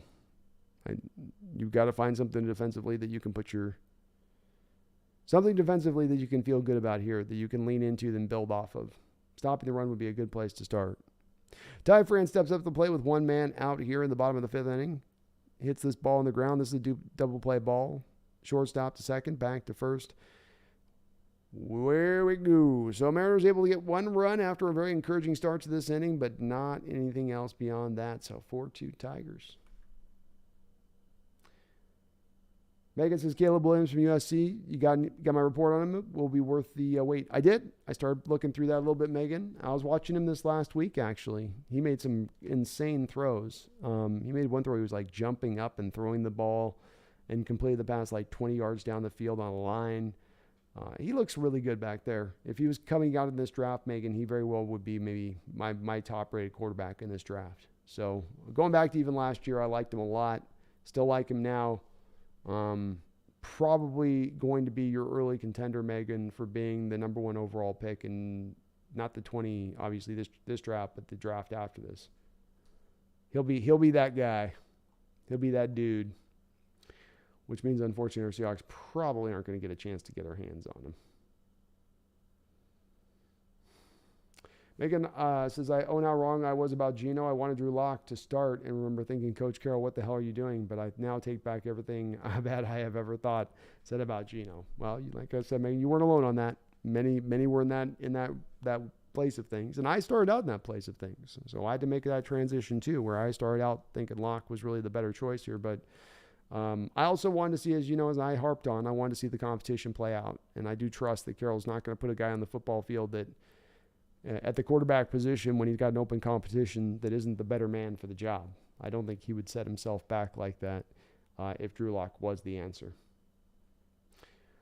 James Black, we have great weapons. Geno just has to play within the offense to look good, something Russ struggled to do consistently. Agreed.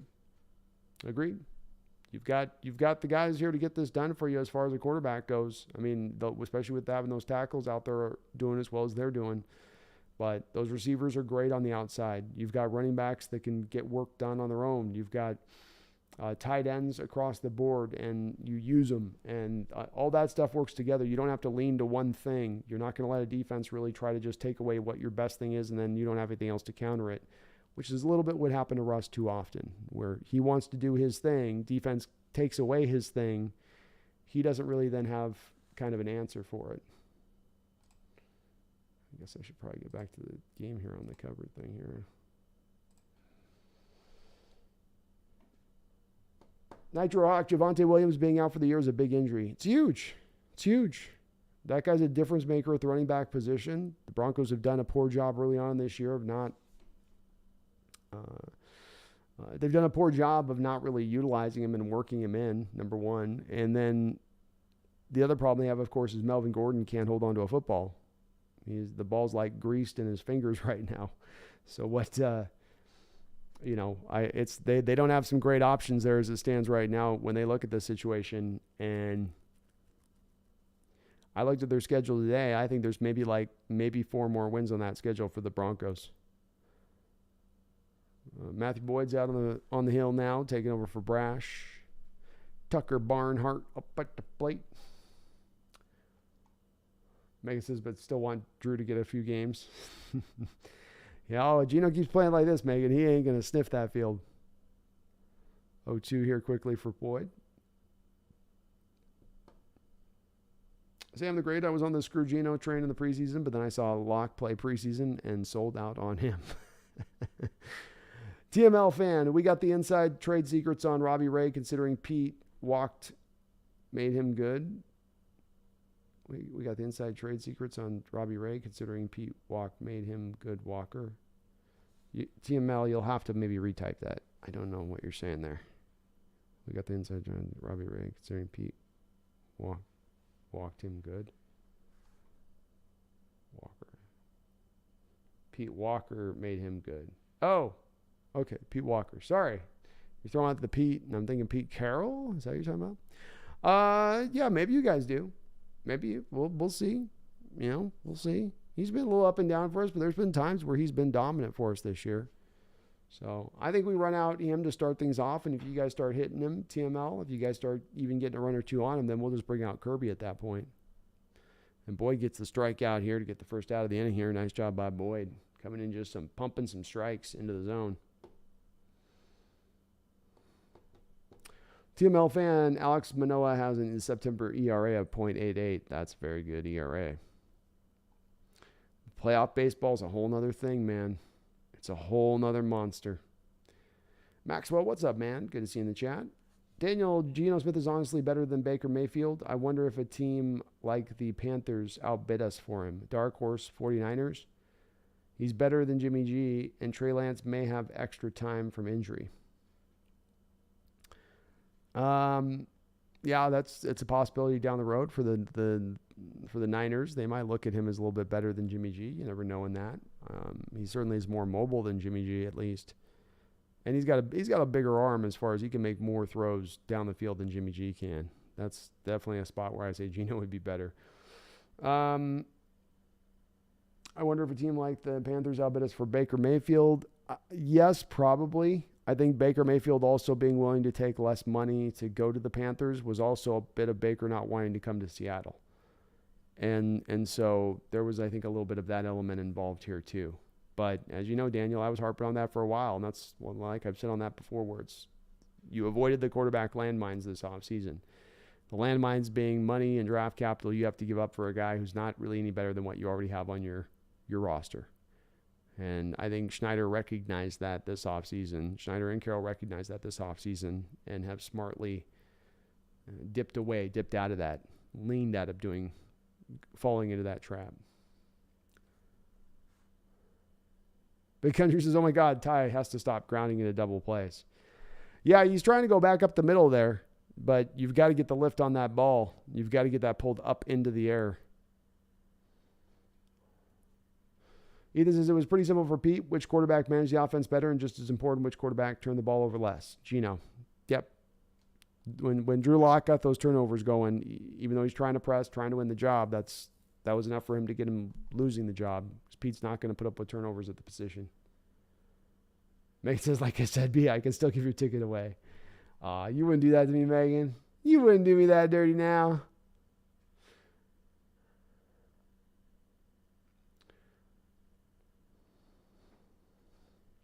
It is as Ty literally hits it right to the shortstop. He did. That was like a practice. That was like a BP grounder. Daniel, I wonder if Drew Lock turns into next year's Geno, sit in our system for a year and learn and draft a young quarterback who needs 1 year like AR, and then Drew surprises us all next year. It's possible. I do think Lock is headed into the final year of his deal right now, so I don't think you have club control beyond this. And Boyd with a strikeout. Strong inning by Matthew Boyd just shuts him right down. That will close out the top of the sixth. No runs, no hits, no errors. Mariners still down 4-2. Maxwell Geno is not the problem. He now has the top grade of any quarterback in the NFL for the season by Pro Football Focus. 4 games into the year. That is a hell of a stat for Geno to be conquering right now. Pretty amazing. Pretty amazing. And you're right, Daniel. There's a possibility Drew Lock turns into that guy. I still think Drew Lock has a lot of potential. I think something that we should say as an encouragement towards Drew Lock within this is that it's not merely that the better of the two bads won the job here. Geno's playing really good football. So it's not an indictment on Drew Lock to not necessarily win that job going up against him, especially again as Drew Lock had a little bit of a tough break getting sick as he did just at the moment when he was about to get his first start. Megan says, got Caleb's signed mini helmet for $250 when I saw the Rice game a few weeks ago before I left LA. Was offered $4K. Oh my God. For it, but I refused as the exchange rate from US to Aussie coin is bad. That makes sense. That makes sense. Well, and that might end up being worth a lot more down the road, Megan. You never know. Martin G, do I think the Mariners may win? I do. Yeah, you're only down by 2 runs here. You definitely have got to start finding ways, as is the problem this year at times. Getting runners in from on base. They've got 9 runners left on base today. So that's a little bit that's been a time when you've lost this year. That's been the big story. Is it's not your bats get completely shut down. You'll get guys who will get on base. You'll get some walks. You'll get some base hits. But you just can't seem to get that timely hit when you need it at times. Rook, we don't have to tank. The Broncos will for us. That's right, Brooke. Broncos are on like, if you guys ever seen one of those South American mountains where they've carved one of those roads out of the mountain and it's a very roughly carved road. There's not any real there's no distance on the road for 2 lanes. It's 1 lane. And when you see them back up, they've got to do the Austin Powers back up, the back, forth, because it's so tight down the roadway. And if you get 2 cars going, you got to back up and try to slow your roll back all the way back down the hill, down the mountain. So it's a little bit like that with the Broncos right now, where they're driving on that hill and at any point in time, they can go over the cliff this season. Javonte Williams is down. They are going to lose Randy Gregory for a few weeks there. That schedule is going to get tougher as the year goes along. You already just lost the Raiders, who are one of those teams that they're going to be in real competition with for maybe that final playoff spot, potentially. We could be looking at a top 10. We could be looking at even a top 5 picks if things go really, really off the rails, which when it's this negative to start out the shoot, when it's this bad, you could potentially arrive there. Colts versus Broncos this Thursday is going to be a very interesting game. Oh, yes, it is. Yes, it is. Now, Broncos do get to play at home in that game, but we'll see where that goes. And Mitch Haniger at a 1-2 count here. Haniger 0 for 3 in this game. 0 for 2 in this game, sorry. Bottom of the 6th inning. Pitcher comes set. Slider's giving Haniger problems tonight. That slider was way off the plate, nowhere near the zone, and he swung right through it. So Mitch continues a little bit of a downward trend lately for him here, where he's hitting down 236 is where his average is at. It's 2 strikeouts in this game alone.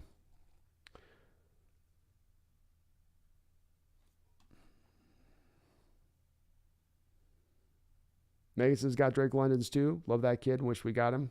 It's going to be a pretty good player for them. I think they did take him a little bit high, Megan. Nitro Hawk, Russell has a shoulder injury. It looks like he will still play Thursday. Oof. He had a play where I think it was Max Crosby came clean, untouched, and Russell was doing play action, turning his back to the play, and Crosby wasn't a decleater, but Crosby caught him flush And then all that body weight, where Russell normally when he's being sacked, he can kind of adjust where the body weight lands. All that body weight went down on his shoulder. Not surprised that hurt a little bit. It looked a little dodgy live.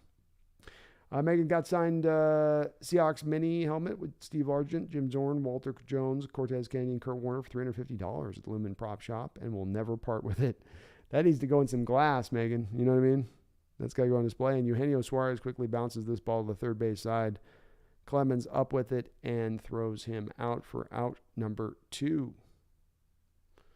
Mariners lineup going a little bit quiet, silent in the middle of the night. No one in the middle of your order from France down to Kelnick has been able to get even so much as a base hit in this game. Megan, what picks did we get from Denver?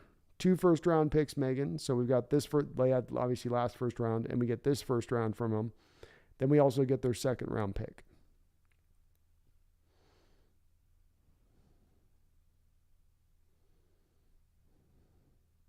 Strike on Raleigh. Colts really need that one against the Broncos. This big country, they're in real trouble. They do need that one. Yeah, their team has looked not great to start things off here, and it's encouraging for them. They did beat the Chiefs a couple weeks ago, so that was that's at least going to aid them out a little bit here, I would think, a bit, or last week, I guess. But they're definitely going to. They're going to be fighting their ass off on this one. They don't want, they're going to be worried about it.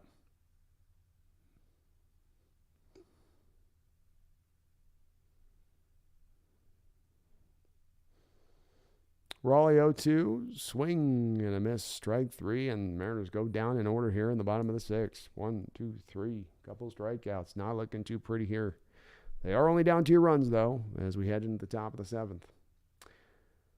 Nitro says, I've missed these smaller chats, but obviously love the growth on your other channel. Yeah. It's you got to strike while the iron's hot with these NFL seasons, because you get to the off season and people are just not really as engaged or tuned into it. So got to spend that time of making sure I'm getting some of those videos. And the other thing is just want to make sure I'm getting some shorter content out with the long live streams over there, which just ends up taking a little bit more time.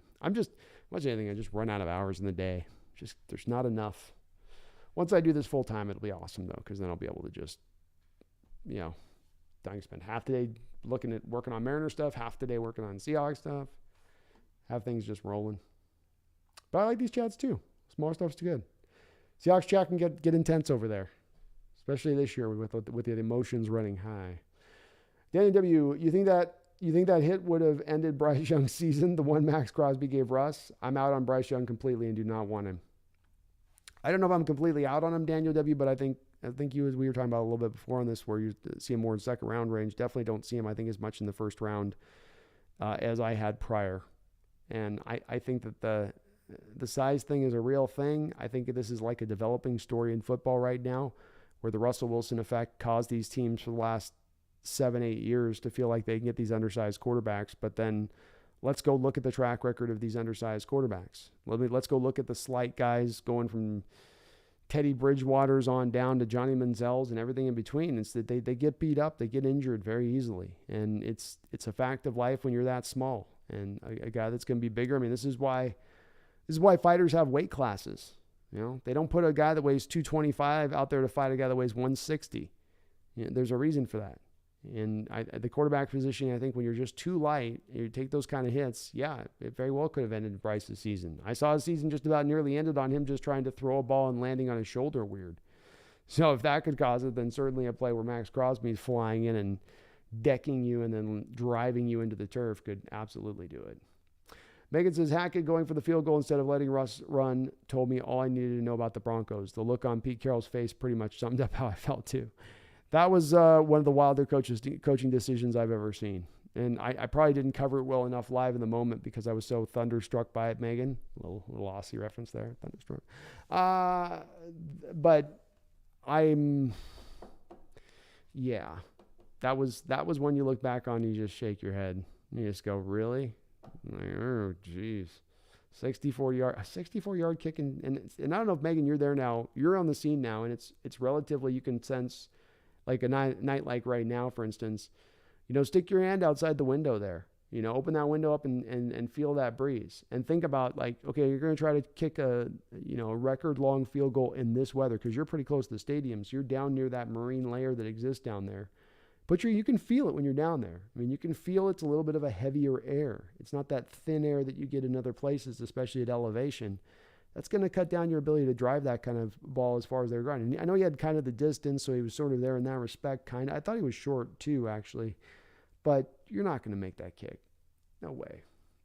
West Branch Ball says, "Let's go Tigers." Well, that is a dedicated Tigers fan. You're in the start of October games. You guys are far out of it, and you are checking up on your team, man. I love it. That is awesome. What's up, West? Ian says, "What I need is to get Mariners postseason merch." It's got to be out there somewhere, right? Megan says, "Especially after paying him $250 million a few days earlier." Yeah, if you're going to pay that money, then trust the guy in those spots. It was odd. But, I mean, Hackett's just looked very inept as a coach. He certainly has gotten a lot of the blame versus Russell getting some of it here. Russell still seems to kind of skate by through the situation without the accountability factor here. But, yeah, Hackett definitely on that one. What are you doing? Trust your quarterback. Especially on a day where I think they average they needed 5 yards for a first down. They average 6.7 yards per play on average throughout the course of the game. Weird. Boyd's still on the hill here in the top of the seventh. He's gotten one quick out and a quick 1-2 count here to Javier Baez. Baez hits his ball down the line, and Baez, a big reason why in this game Seattle is down, as he did hit that 2-run home run earlier.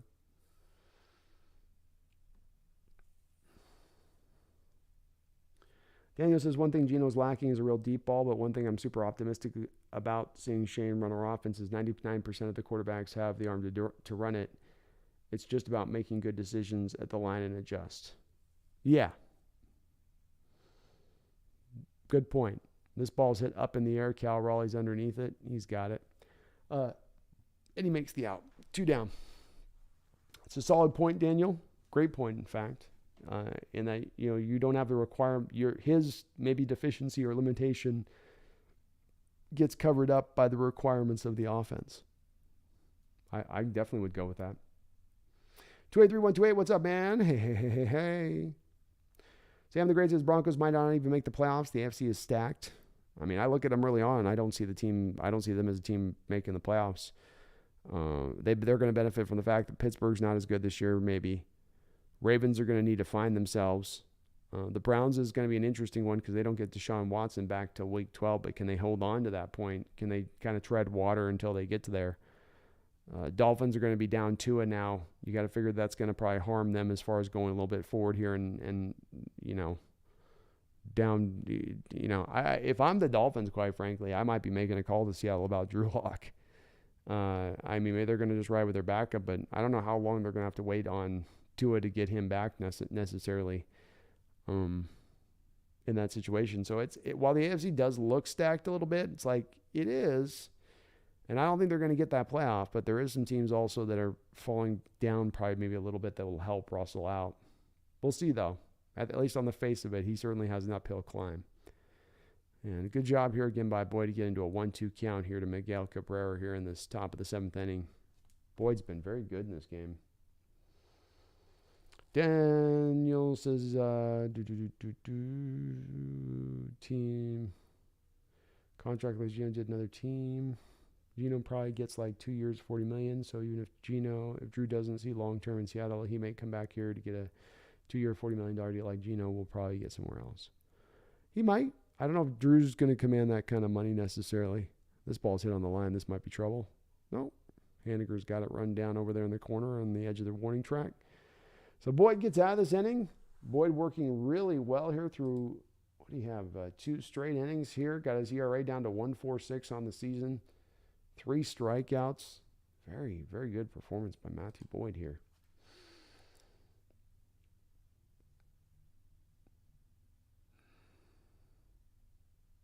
Megan says, I rewatched it and thought after the kick left his boot. There's no way. Yeah, I didn't think there was any way either. I was like, this guy's not going to kick a 6. Give me a break. No way. No way. Sam says, don't giving Geno a friendly deal and getting a quarterback in the second round under him holding the clipboard. I think that's a good approach to go at, Sam. The thing that'd be nice about doing that if you do want to sign Geno to a smaller term deal is that then instead of having to get the quarterback at the top of the draft, you can wait a little bit longer in this draft to go get your guy and feel more comfortable doing so. Not to mention, the guy that you then pick is a guy that maybe has a little bit more rough edges to him. He's a little bit maybe of a younger guy. A guy like if an Anthony Richardson were to enter this draft and where his state of his game is. So you can afford to give him that extra time he needs to develop. Megan says, fun fact, Hackett's father, Paul, was the head coach of the USC Trojans before a certain Pete Carroll took over. Oh, Megan, I know Paul Hackett. He's also was, I believe, an offensive coordinator with the Kansas City Chiefs back in the 80s. So I remember him with from his Schottenheimer days way back when. Way back when. 23, do you think the Panthers would trade Shaq Thompson, owed $12 million next year, and would be a free agent in 2024 at the age of 30? I would think they would. But you want to bring Shaq home, 2A3? I like it. Hold on, let me see something. Let me see something here. Why is my Chrome not opening? Why is my Chrome not opening? Being stupid. I was trying to go look and check. Let's see what Shaq's been doing. I do wonder if he's maybe gotten a little old. Shaq, Tom, PFF. Let's see the PFF on him. Oh, okay, 70.8 this year. It's pretty good. 72.7 last year. So consistent. If they're willing to do it, I'm willing to make that trade, 2A3. I would definitely make that trade. I do wonder if he's not going to want to try to win another contract extension. But Jared Kelnick hits this ball hard. Oh, it looked like he had that right on the button. But it just softly lined out to right field.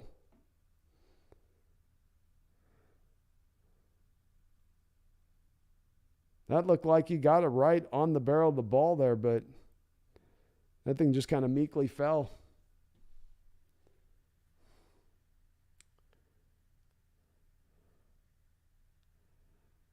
Nitro Hawk says Geno leads Wilson in every stat but interceptions, where Geno has one more. It's true. It is true there on that part. But he has certainly outplayed Russell early on here. This ball's hit up into the outfield. This will be another easy play for the right fielder, and we've got quickly 2 down here in the bottom of the 7th.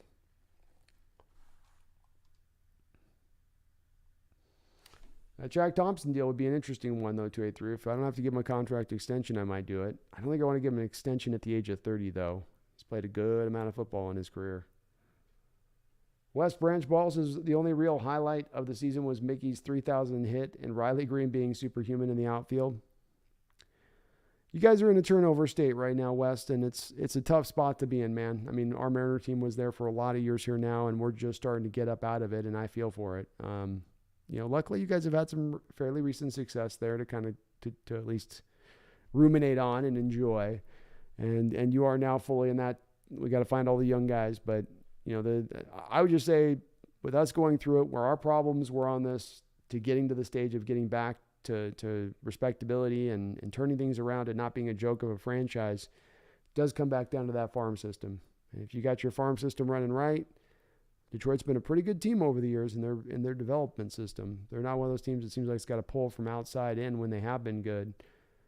It's all about recommitting back to that farm system, making it a true strength of the organization, which is definitely easier said than done. 2A3, not the prettiest name, but I'm just looking at potential teams that might try and get some rid of some vets. I'm with it, 2A3. If I get him, Shaq Thompson, in here, that's a vast, far superior upgrade over what you get from Cody Barton. So sign me up on that one.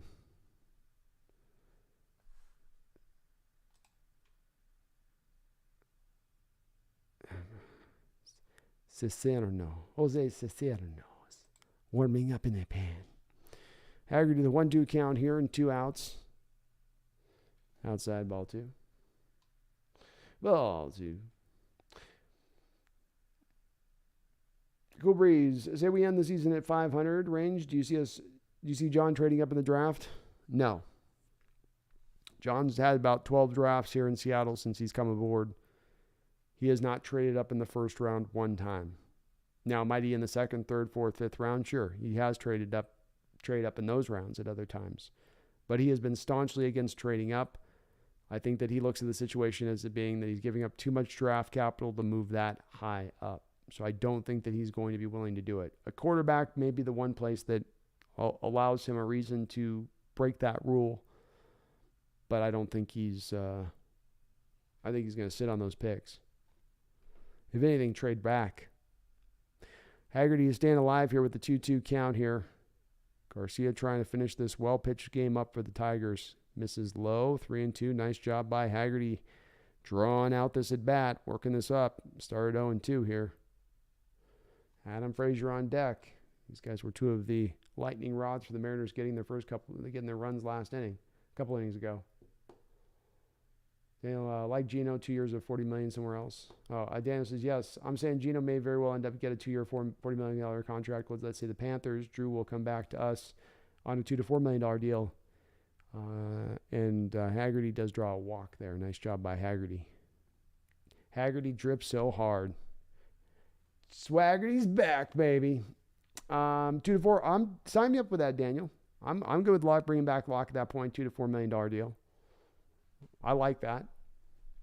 I'd be okay with it. If Geno does get that deal somewhere else, like you're talking, I don't want to give Geno $20 million a year. I wouldn't want to do that. And hopefully the franchise isn't silly enough to do that, but we'll see. Frazier steps up to the plate now. He had a base hit last time up. First pitch swinging. Hits a line drive to left field. This ball is going to get down, and the Mariners got first and second with 2 men out. And that will turn the lineup over to Julio. Last time he was up in a similar situation, and this is going to bring the manager out here as he's going to call upon the pen. Last time Julio was up, he was in the same similar situation, and Frazier was just kind of surprised there. I think he was thinking first pitch take, and he was kind of late through that swing there as he drove that to left field, but he was just so surprised, I think, that the pitcher put it right over the dead center part of the plate. He goes, well, I got to swing at this. And got a good barrel of the bat on the ball at that point, going with the pitch. Nice job by Frazier. So we're dancing now a little bit. Big Country says, Kelenic having one of the best 0 for 3 days ever, laughing out loud. I feel for him, don't you, Big Country? Like, it's tough when it's like the two things that struggle as a batter when you have happen to you. You're struggling at the plate, right? You're in a cold streak. The first thing is I'm hitting everything hard when I do make contact, and I'm putting good swings on baseballs, right? I'm having good at-bats. And then the other thing is when the umpire's not giving you the calls to the plate. So you're getting pitches 3 inches off the plate called, strike 3 and whatnot. And Kelenic's not dealing with that as much, but tonight it's been the former, where he's definitely hitting some line drives that are just not going to fall in. Megan says, got my blue and white first 12s flag today, B. Happy state of my life. I'm glad you got some good swag down in Seattle there, Megan. I'm glad they got it all well stocked up and you didn't come there and they're like, yeah, we've got supply shortages. Sorry. So you came at a wrong tough time right now. It's Seattle. They better have that stuff. West Branch ball. It'll be interesting what the Tigers are going to do at second and third, because either Jonathan Shoup or Hammer Calderedo ain't going to stay. Some tough decisions as well as where are you at organizationally wise? Are you guys at a point of a couple guys away from being ready to compete, or is it actually we're just in the beginning times of really getting this turned over in the way we need it turned over? That's my uncertainty with where I see the Tigers right now from obviously a position of no knowledge on the inner workings of the team necessarily. 283, I think with how deep this quarterback class, teams might stay away from Geno. I think he comes back at around 2 years, $35 million. That's possible. We can talk at that rate. 283. You can sign me up for something around that. And it does look like for the playoff standings right now, Seattle would play Toronto and then go through the Houston side of the bracket if they do remain where they are currently situated.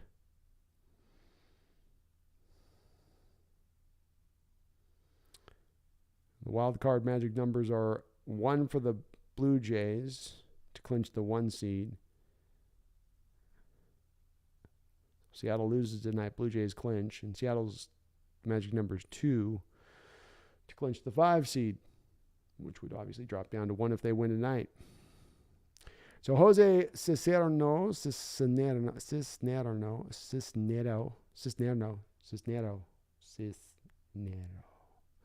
We'll step up here against Julio. Throw him a first pitch slider in the dirt for ball 1. Julio 2 for 3 in this game. Keeps the bat back on that one. Well done.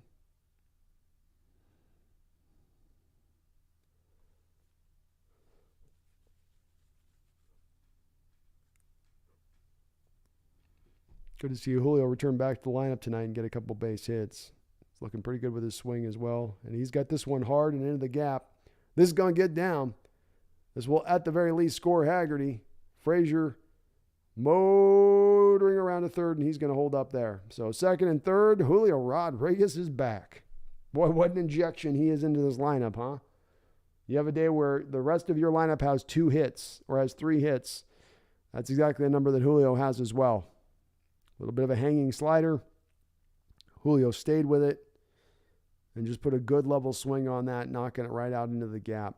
Kind of got it off the end of the bat a little bit there, but good swing nonetheless. Julio looking good today. And the Mariners climb a little bit closer. A little bit closer. So come on, Ty France, who has 3 runners left on in this particular game. Hit into a double play in his last at bat, stopping a Mariner rally.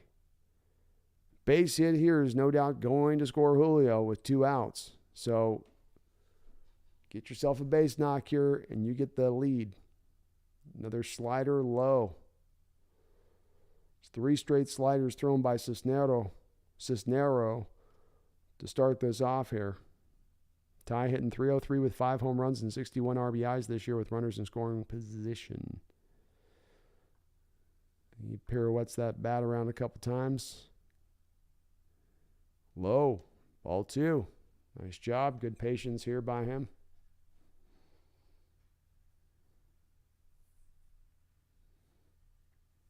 Ty 0 for 2. He was hit by a pitch in the first.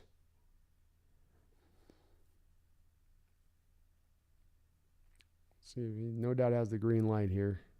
See if Cicerno gives in and throws him a fastball or tries to stay with these sliders.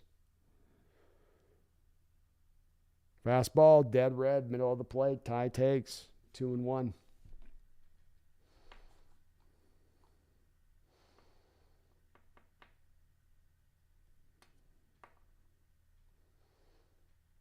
Sam says, I'd like to get KJ Jefferson in the second round instead of selling the farm for Bryce Young or Stroud in the first. I'm okay with that. I don't know if he's going to be as much a fit for the Waldron offense, though. God, they said Ty went on that swing, and it didn't look like he did. 2-2. I mean, KJ, you're going to have to run kind of the KJ Jefferson offense at that point. Ooh, it was close. It looked like he held up to me. Definitely on the line. It's a liner. 2-2. Come on, Ty.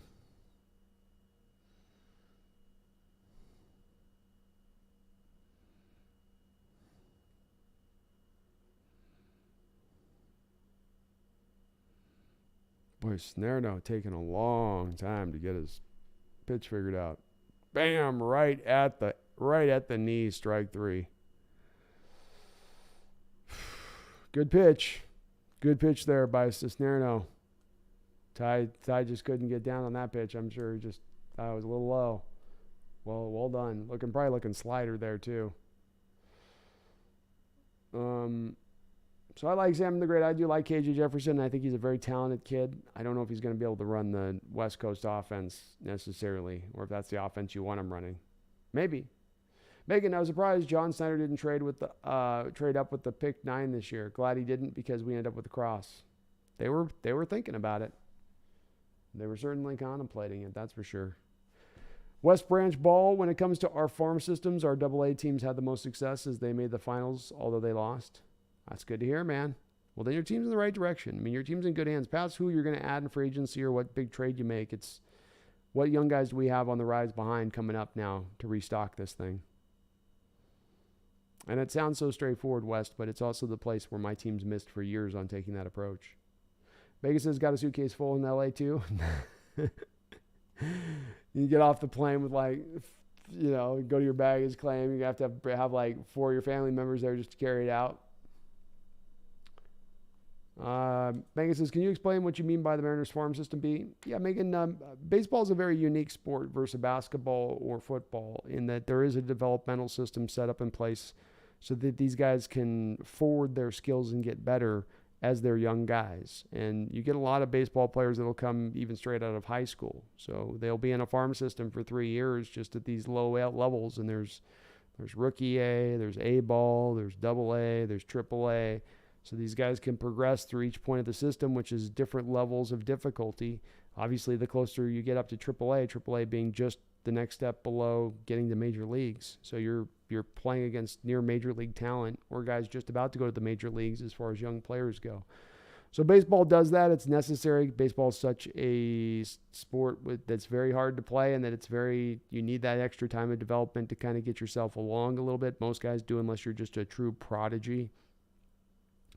But why it's so important, Megan, is that rather than looking out at the major league system and trying to find your guys that you're going to shortcut your way to get your team great, you look to build within and have that farm system developing and guys on the rise, slowly building, and then now you start to assemble your team and then look at free agency as more of a thing that you use to cap off the team rather than something to shortcut your way through like a lot of teams try to use free agency or trades to do. Big Country Julio. How about Julio? He's showing up today.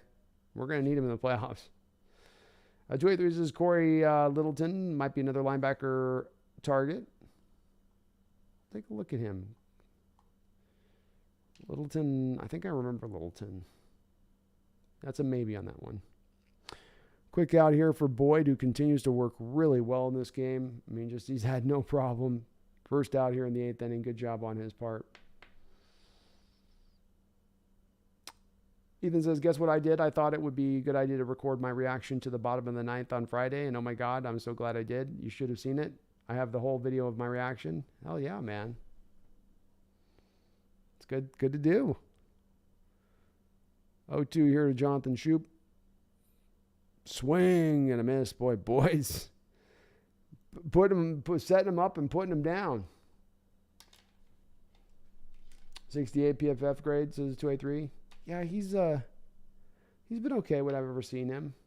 Forget where I originally remember seeing him at. 68's though amazing. Like what's Barden at? Like 40, 45 or something. That would be a big upgrade. Megan says, I know this isn't Dodgers stream beat, but I got a personalized Vin Scully jersey while in LA. The only man aside from my father I cried for days after they died for. Oh. Vin was a good one, maybe one of the best all time, if not the best all time. So that's a good one to get, too. And Boyd's got 2 outs here. Quickly goes up 0-1 on Ryan Creedler. Creedler hitting 185 and then bringing in that one big fat home run with it. Boyd set up in the wide, and here's the delivery. Voodoo Magic says, if Julio and Geno don't get hurt, Eugenio don't get hurt, M's have the top wild card spot, no doubt. Probably. That was just a 1-2 punch that was too difficult to overcome because those guys have been such big bats, such timely hits this year. You don't have enough lineup that's got enough room for error if you don't have all your top dogs in it. You're going to definitely feel the lightness in the lineup at that point. 100%.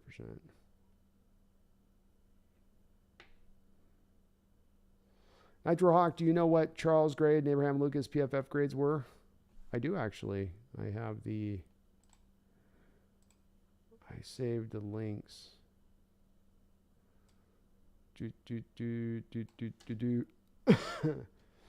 So we got the 2-2 pitch here to Ryan Creedler, 2 outs. Boyd outside. He was trying to get him to bite on that one.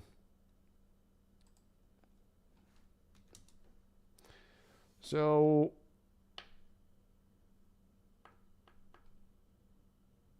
Charles Cross had a low rank in this grade, only a 51.8. I don't know how they came at that point. They had Charles Cross at 51.8, 65.8 pass blocking, and a 49.2 run blocking grade. Cross, Abraham Lucas did a little bit better. He got a 63.9 grade, and he was consistent across the board. 63.1 was his pass blocking grade, and then and runner got on first there on Boyd here. And then he had a 61.8 run blocking grade. So his pass blocking grade and his run blocking grade were pretty consistent. Cross got beat up a little bit by PFF in this one. First pitch strike here to Tucker Barnhart. Runner on first, 2 outs. Tigers up 4-3. Top of the 8th inning.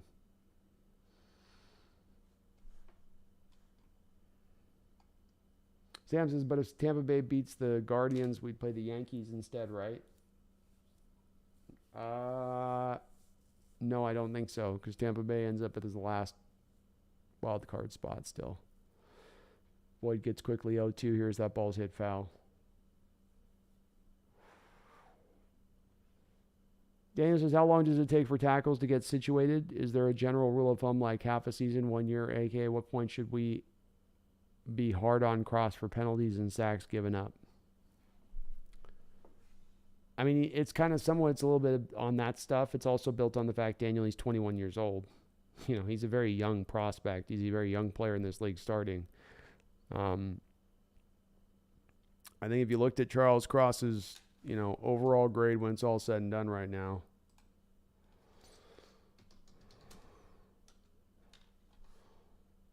let's look it up here.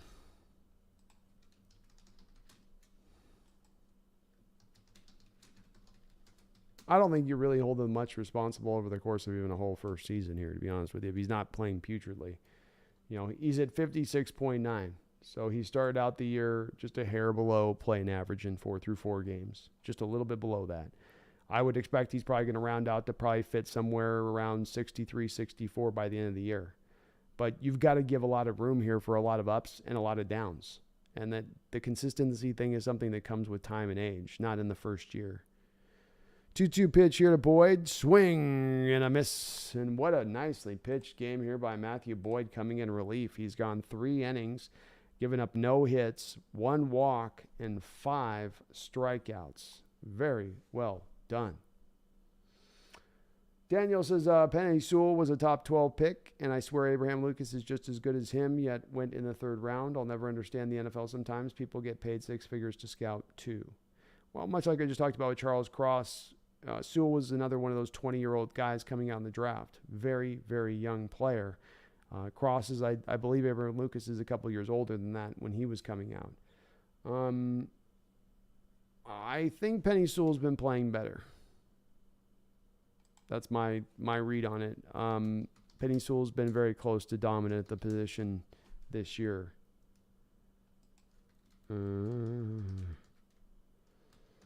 Let's see Penei Sewell's PFF here. I watched him in a couple of games, and he's looked pretty good, but let's see. Yeah, so Penei Sewell's at a 76 grade right now. He's playing better than Lucas. Sewell's playing at like almost a league best right tackle rate right now. We're very close to. Very, very close to. Megan, so it's like the development academy we have in rugby and cricket. Players in high school go to them to perfect their playing. It is, Megan. It is. You oftentimes will get, let's say, a pitcher coming out of high school who might have 1 pitch. And he's able to dominate with that 1 pitch in high school. But now you need to get him to develop more pitches at the lower level. You can have a pitcher who can, or a hitter, maybe who can only hit fastballs. You need him to work on hitting curveballs. You need guys need to get bigger, stronger. It's just kind of, it's a very useful thing for baseball to get these guys to advance their skills. And it's very deep, Megan. The fact that they have is 4 leagues, they have a winter league. They make these guys really do a lot of playing and working on their game before they let it get to the level of being a pro. So you really got to earn your way up through the ranks. It's not like where basketball, you're picked in the first round, and it's like you make the team and you're going to get on that court. Like these guys got to really just getting drafted or selected, and especially in Megan in baseball, they have like 50, 60 rounds. So just getting selected alone is no guarantee that you're going to get up to the show. 283 the Rams won. Damn it. Edith says Houston has number 1. Yankees have number 2. Yankees have the bye. 3rd seed plays the 6th. 4th seed played the 5th. Yeah. So we won't be either of those. We'll be doing 4th, 5th. Barton has a 39.8 PFF. So Littleton's like doubling his score. So this is where I come into 283 saying John Schneider's got to do something about the position. It's so bad right now. It's so putrid.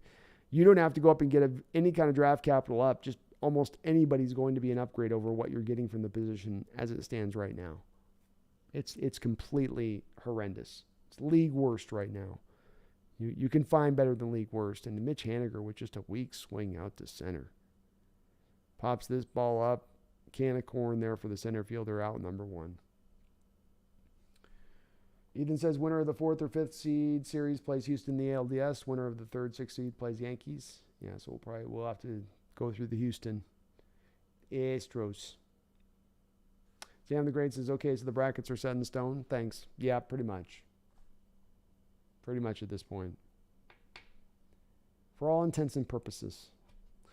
All right. Eugenio Suarez steps up to the plate. 4-3 game here for the Mariners. One swing could tie this thing on up. Suarez is 0 for 2 in this game. Swing and a set of slider in the dirt.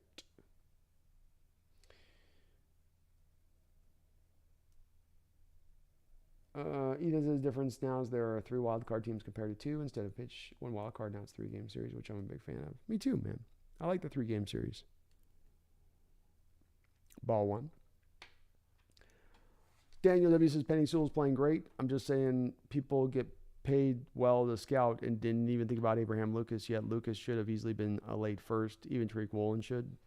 Fair points there. Definitely fair points. I'm with you on Lucas, where Lucas does have the 30 starts in college. He's got good upper level play that he's played during that time period. Ball's hit off the foot of Eugenio, 1 and 2. So he had a lot of tape there to show you what he was, and that shouldn't have been as hard an evaluation for the scouts. Tariq might have been a little bit tougher because there was a lot of rough roads to his game. He shouldn't have lasted to the 5th, I'll say that. But hard to take him in the first round when you look at the tape and there's so much that you seem to need to have to clean up there. He's only been playing the position for 2 years. I can get where they would miss that one a little bit more. But to your point, yes, on Abraham Lucas, I had him as a late first round value going into the draft. I thought it was a pretty straightforward evaluation. I didn't think I was, over my skis on that one. And that's what he's looking like, and he's got star potential for the position. The thing about Sewell here in this case too is Sewell's got a year's head start, and that's another strikeout here. Mariners just having a hard time putting some bats on baseballs. That's 8 strikeouts now for this lineup. Cal Raleigh will step to the plate. Let's see if the big dumper can dump one into the seats. Littleton was on the Rams. That's right. I was wondering where I was remembering that from. Megan says, do all players in the majors go through the farm system? There's been like 2-3 guys that were freaks enough to where they just made the roster outright. I want to say like John Olerud was one, and maybe Cal Ripken was another one. There's been a couple, but it's very hard to do. Major league teams are going to want to at least let you get a cup of coffee somewhere for a little bit of time, kind of like Griffey. Griffey was up by the time he was 19, but he had still, I think, had at least most of a year down there in the farm. Sam the Great says, never a fan of only 4 teams in the playoffs. Me neither, Sam. I'm good with doing it more, especially because you can kind of change to where it's a little bit more. If you don't get the wins, there's a penalty. There's not a bye there that you don't get.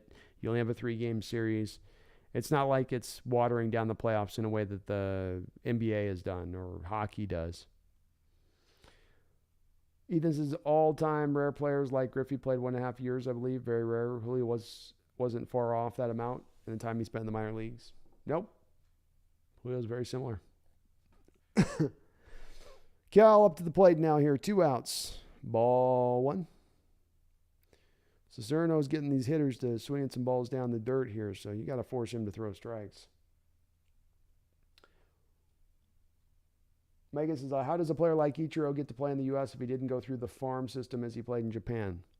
It's a little more complicated for those guys, Megan, and Japan is a little bit more cold-blooded with those guys because when they come out, they've got to sign these contracts that basically hold them to the teams through a lot of their prime.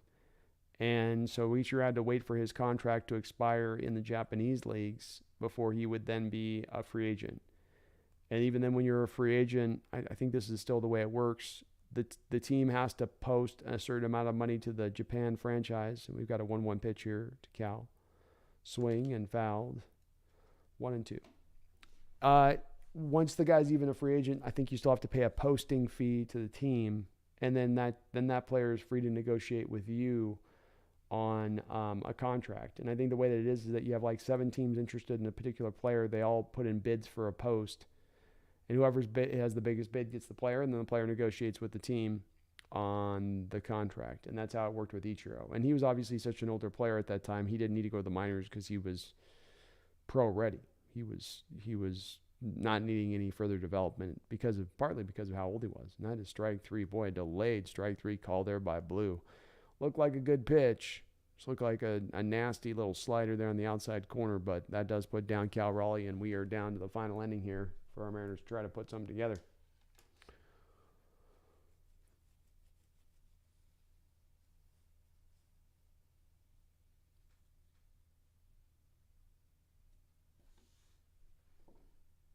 Jam says 162 games, but only 4 teams make the playoffs. Never was a fan of that. Nah, me neither.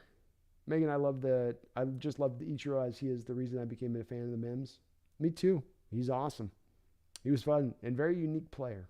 Very unique. Sam says, my hardcore Angels cousin always tried to argue to keep 4 teams in only. I mean, I understand that there's a little bit of the tradition approach with that in baseball, but I also go, I look at it and say, when originally you had only that many. No, I think it's better this way with a little bit more. I think it makes it more exciting for the fan base. Baseball's got too much of an issue with times where you're out of the race and then teams just check out in August because they know you have no chance. You want to keep those fans engaged, and baseball's got a fan base problem right now. It does, and that's a way by expanding a little bit of keeping those fans more invested in a given season. So I think there's nothing but good by expanding. I'm with you on this, Sam. Tony, I was at the Clincher game. It was crazy, and it should be called the Rainmaker. I love it, Tony. That's awesome. I'm hoping it was as back in that special kind of environment I felt in the past when you went in that stadium. And I was in the Kingdom in '95 when it was as raucous as it was at that time. I'd moved away out of the state in 2001, but boy, when the fans get in that stadium and it's rolling, there's just nothing like it. It is amazing. Daniel says, I wonder how the defensive tackle we all liked outside of Jordan Davis, the other guy that went in the 4th round, is doing right now. We could use some help there. I think you're talking about the other guy the Ravens took, Travis Jones. He got injured, Daniel. So I think he's still beaten up, but he was looking good before the injury. 283 says, I have a question. If I remember correctly, Russ was basically always in the film room or whatnot. So why couldn't he read a defense pre-snap to save his life? Was he always in the film room, 283? I mean, I know he tells us all about how much film he watched. I know people say he's in the building all the time and he's in here and maybe. But to me, 283, your question in itself sort of addresses the fact that that's not a correct statement by Russell Wilson. If you're watching tape and you're 10 years in the league and you still look highly confused by what you're seeing on the football field, this is a little bit of an Occam's razor situation. What's more likely? You've been studying film for hours and hours on end for a decade on end, consuming it nonstop, and it's just not quite clicking in your brain come game day, or perhaps you aren't watching as much tape as you'd lead everyone to believe. And I tend to think that when you have a guy like Russell Wilson, as busy as he is, with so many irons and so many different fires, that's going to lead to a situation where a guy is going to start cutting out things that would be more of a necessity of approach if he had a little more time on his hands. And I think film is one of the first things you can cut out, where he just goes, F it, I improvise anyway. I'll improvise my way out of it. I'll figure it out on the fly. This is my read. So we got Castillo in the game today. The Big Diesel's out there with the 1-2 count here early on to Victor Reyes. Seattle trying to hold on and keep this down to just a 1-run lead for the Tigers in this top of the ninth. Hawks of the Ace, what's up, B? At work we win. Hope we can get a win here. And that ball's hit out to right field. Haniger's underneath it. He's got it cleaned up, and that will be one away. Nitro says, I don't understand why people think the Seahawks fans only came along around 2012. It's kind of annoying. It's very annoying. I've heard the same thing. I've tried to push back against it many times, Nitro Hawk. One of the reasons I did the original video that I did on my channel, being the day the 12th man won the game, was based around specifically this happened in 2005, folks, right? So you had a fan base so wound up at that time, so raucous that they were causing a game where they were basically, getting the win all on their own. And that's a base hit up the middle here with one away. And that's not indicative of a fan base that just came alive in 2012. And it was the same way in the 80s. And just, I don't know. I hate it. There's some narratives that really just annoy the hell out of me. And that's definitely one that's always annoyed me.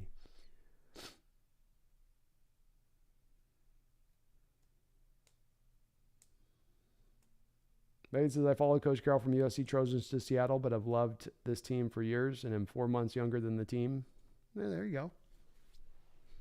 And yours is a unique deal because you weren't necessarily born here with it and how that tracked. It makes sense. Daniel says, did Ichiro choose Seattle or did he end up here from the Japanese Major League system? I think he had a little bit more freedom in his situation at that time. He had earned enough respect in Japan where they were going to give him his opportunity to go where he wanted. And Ichiro had come already to Seattle's spring training, I believe, a year or two before. And so he had already had some familiarity with the team at that point. He wanted to go to a team that was going to be close to, and they were able to steal the second there on that play. Cal Raleigh with a little bit of a late throw. So he wanted the opportunity to be close with Seattle. He always looked at Seattle as a sister city to his home where he was born, which was Kobe, Japan. So he had a real kind of fondness for the city naturally anyway, and they were going to respect him enough. He was such a legend there that they're like, okay, we'll let you go where you want to go. Ichiro-san. Sam the Great, the Danger Witch Wilson Subway commercial was so cringe, and of course Colin Cowherd loved it. I'm done with sports media. Cowherd is going to ride Wilson's jock all the way down into the flaming pits of hell. He's holding on to his Russ take with dear life right now. And he's getting it from all sides, from the comment section to people that he brings onto the channel that to talk about the situation. And he is doing all he can to try to be like, it's not Russ's fault. It's weird because it's a weird microcosm of like Russell's time here with some of the fan base where just Russell never did anything wrong. He's never done anything wrong. He only does right on the football field. It's always everybody else. This ball's hit up in the field in left field. Haggerty's underneath it. Swaggerty's underneath it, and that will be out number 2. Yeah, the sandwich commercial's just absolutely. That's why I think Wilson's just leaning into his cringe now. He's just accepted the fact he's not cool guy. He's just cringe guy, but at least maybe he can be a meme off it or something, I guess. He's cutting his losses. He's just trying to make do with what it is. Hawks of the A's, how come we aren't using Miles Adams? Is he still on the practice squad? They brought him out for the Falcons game. He got about 10 snaps in that game, Hawks of the A's, and he didn't do particularly good in that game when he was in there, but again, it was only about 10 snaps, so I don't know how much you can really read off of that. He's not on the practice squad. He's on our roster, but he's just inactive come game day the way that they've been playing this. And with Shelby Harris back, I don't think he's going to be active anytime soon, quite frankly. So Shelby played a good game this last week. But, yeah, Miles is probably not going to get much run this year, unfortunately, unless there's an injury. And we got a 1-1 count here to Javier Baez. Baez hitting 240 on the season. Hit a big home run in this game. James Black says, yeah, imagine Ohtani with this squad. I'd love it if we could bring Ohtani in. That'd be a great trade.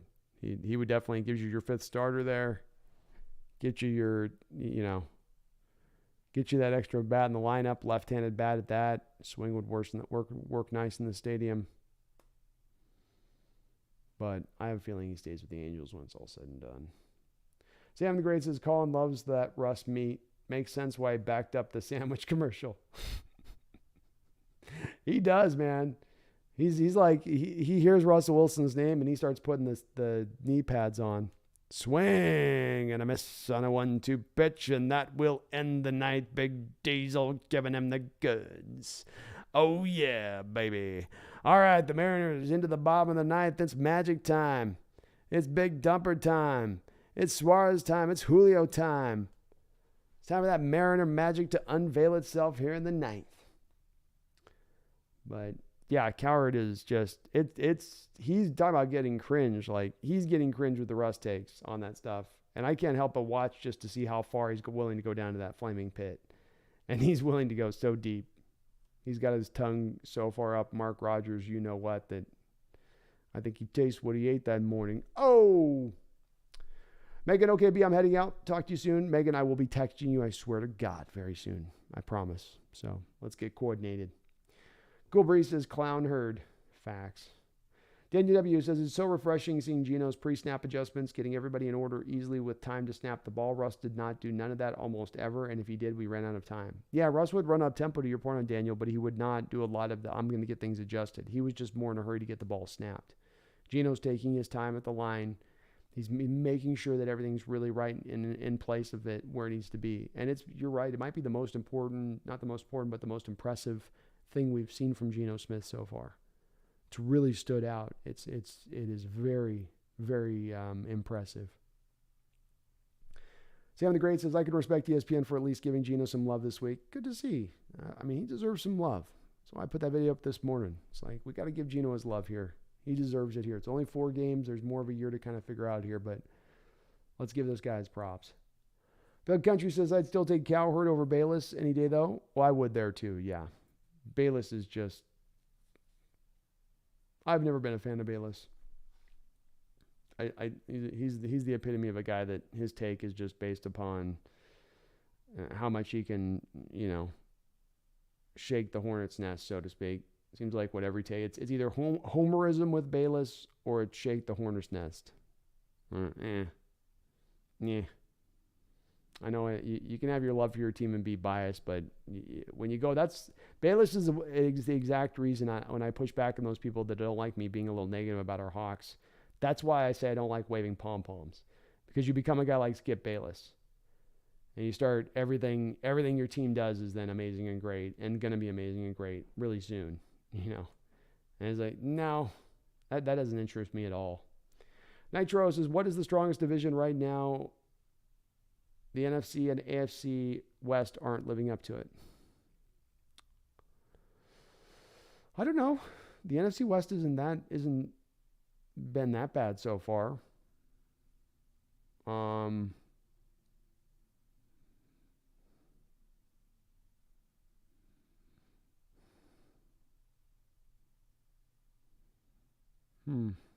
This is a good question. Probably the AFC East has been probably the best out the gate. Ooh, hard hit ball by Jared Kelenic again. Another hard hit ball here in the bottom of the ninth. And he just can't get a break in this game. He hit that ball right on the line down the first base side. All 4 of at bats tonight. Hard hit.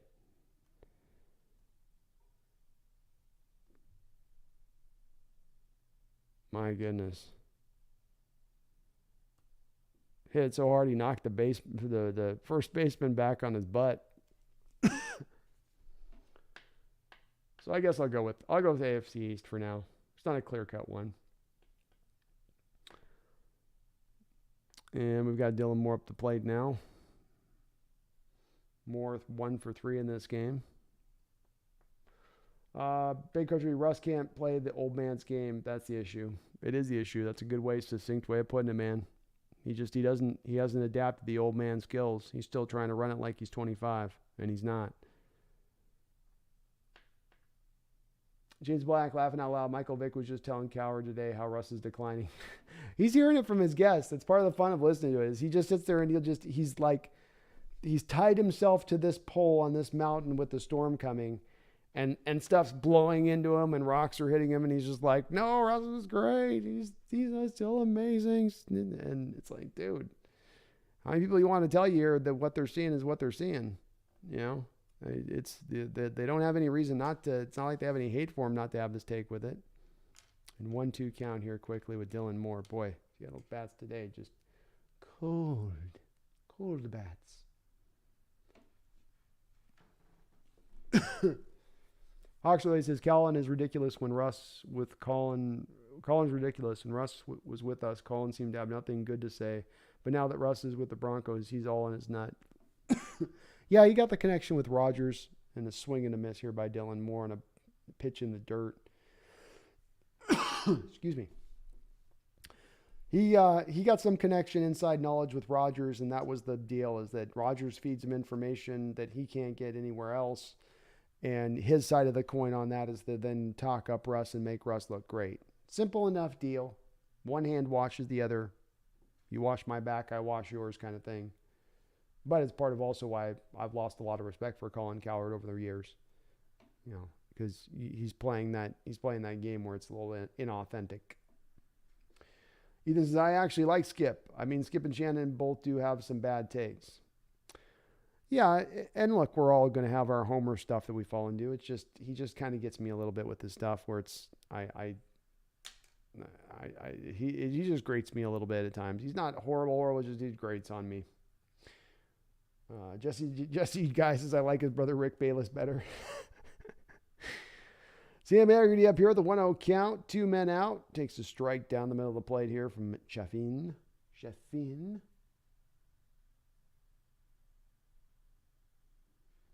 Sam the Great as of recently, Colin has been annoying me. A Pacific Northwest guy sucking up to LA teams and riding Wilson's jockstrap. This ball's hit on the middle, up the middle, and swag. Haggerty's back on the case. Drips so hard. Break his bat. That ain't going to stop him. Even Kenny Powers out there on the mound looking mofo can't stop him. Just tore his barrel in half on that swing. That's what happens when you drip so hard. Nice little base hit right up the middle. And Haggerty having a hell of a night here so far. A couple walks and a base hit. All right, up to the plate stands another man here who's been fairly competent as far as a clutch hitter goes, and that is one black magic woman, Carlos Santana. Coming up the plate, batting from the right side is the switch hitter here.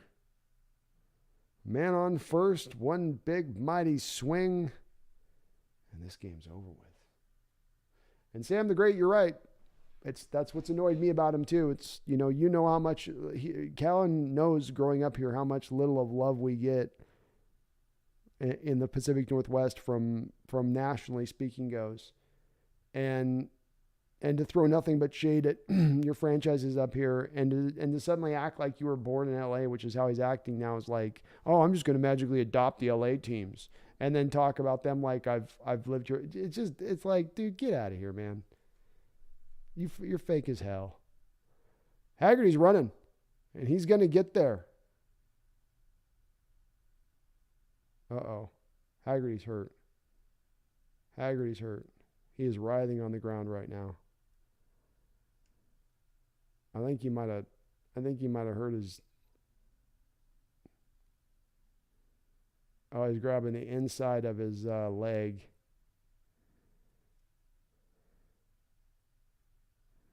Oh, God, it's got to be hurting. He grabbed the guy's hand. That's when you know it's hurting.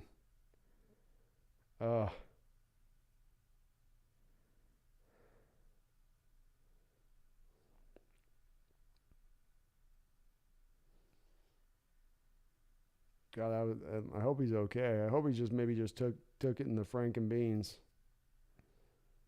Let's see here.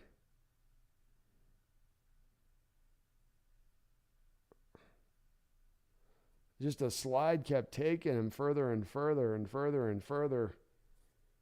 And it took him all the way off the base. I mean, it doesn't look, it just, as much as that his leg kept coming, I guess.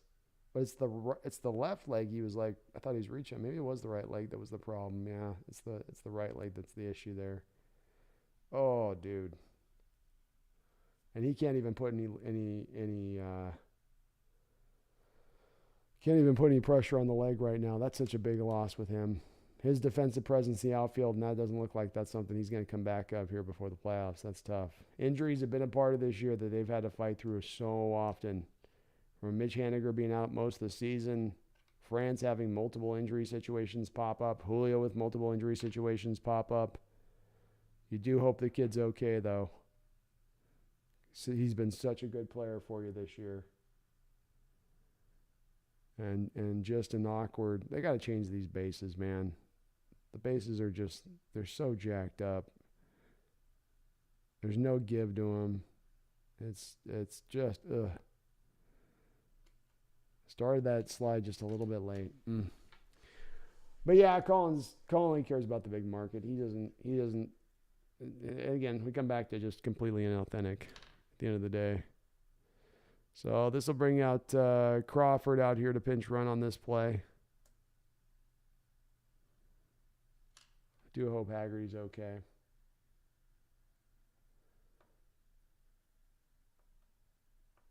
This is the other talk shows on Fox Sports, like First Things First and Colin Cowherd have way worse takes than Skip and Shannon. Yeah, maybe so. Maybe so. Again, sometimes when those guys, I'm not as down on Shannon. I think I agree more with Shannon stuff, but Skip stuff's pretty, especially when he's talking about his teams. His eyes just roll.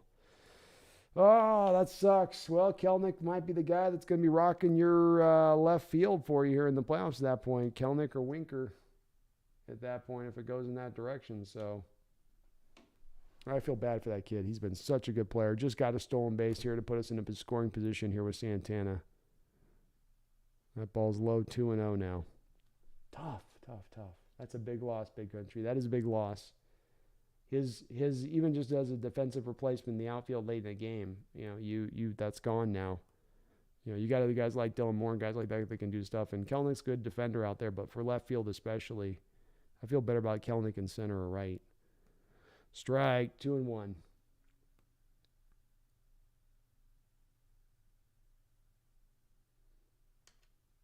Sounded great. That's what pisses me off, Brandon. Sold out to the big market LA teams, but when Wilson was playing great in Seattle, he hyped him up.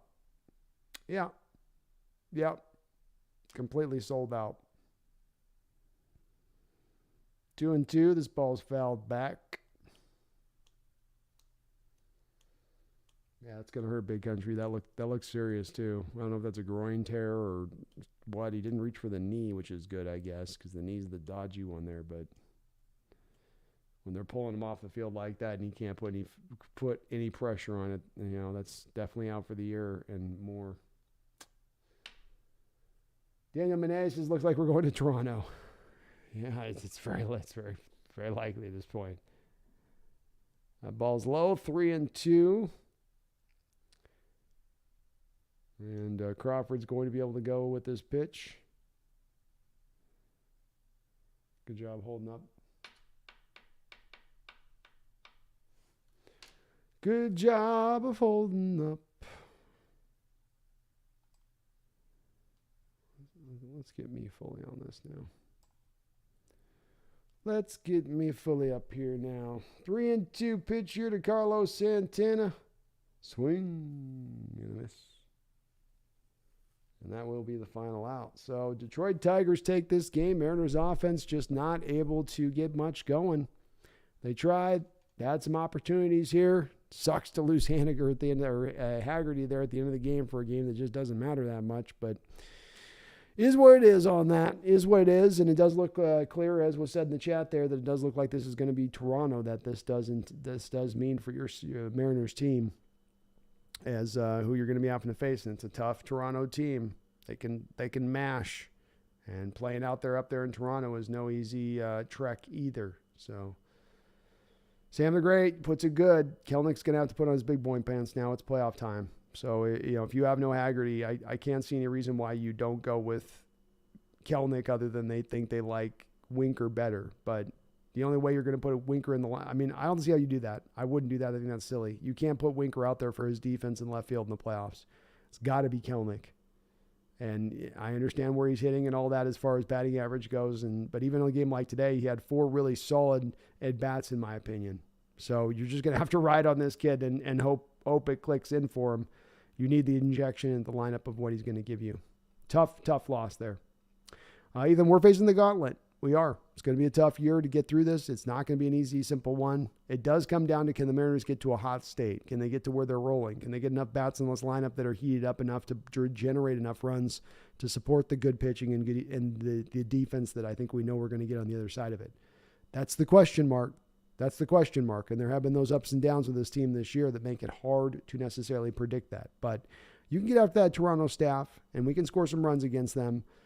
We'll see what we can kind of pull off. It'll be interesting to see. Big Country Kirby's control has been off lately. I guess he was due as a young pitcher. Do kind of wonder about Big Country. It's been a long year for him. He's got as many innings on that arm as he's ever had. Remember, they were thinking about for a time period they were shutting him down and just giving him the rest of the year off. I do wonder a little bit about where he is as a young guy this late in the season, if maybe he's a little bit from a stamina side of things, just kind of a little bit tired. Kronos hope he doesn't need to go on the IL. I think he probably will. Kronos. That looked pretty. He couldn't put any pressure on his feet there. 283 is Winker's only a DH. That's all where I'd put him at, especially playoff baseball. You can't lose games due to bad defense in the playoffs. And with Winker, if he's only giving you walks and no batting average and some occasional power, that's not going to work in the playoffs. That's too much of a detriment. And we already have enough detriments to deal with. D-Nugget Frank and Beans, haven't heard that one since like 82. I got to find the creative way to say it, D-Nugget, without being explicit, Kronos, I'm almost want to send Winker down. He's been so bad. He's been awful. He's just not putting good swings on the baseball. It's not he's having a bad year by happenstance. He's just not looking like the same player he was in Cincinnati. It's not just that he left the bandbox. It's that he looks like a different player. Ethan says, well, Julio returns to the multi-hit game. That's an encouraging sign, man. It's a good sign. We need him in the lineup. We're going to need all the guys we can get in here as it is a struggling lineup as we saw tonight.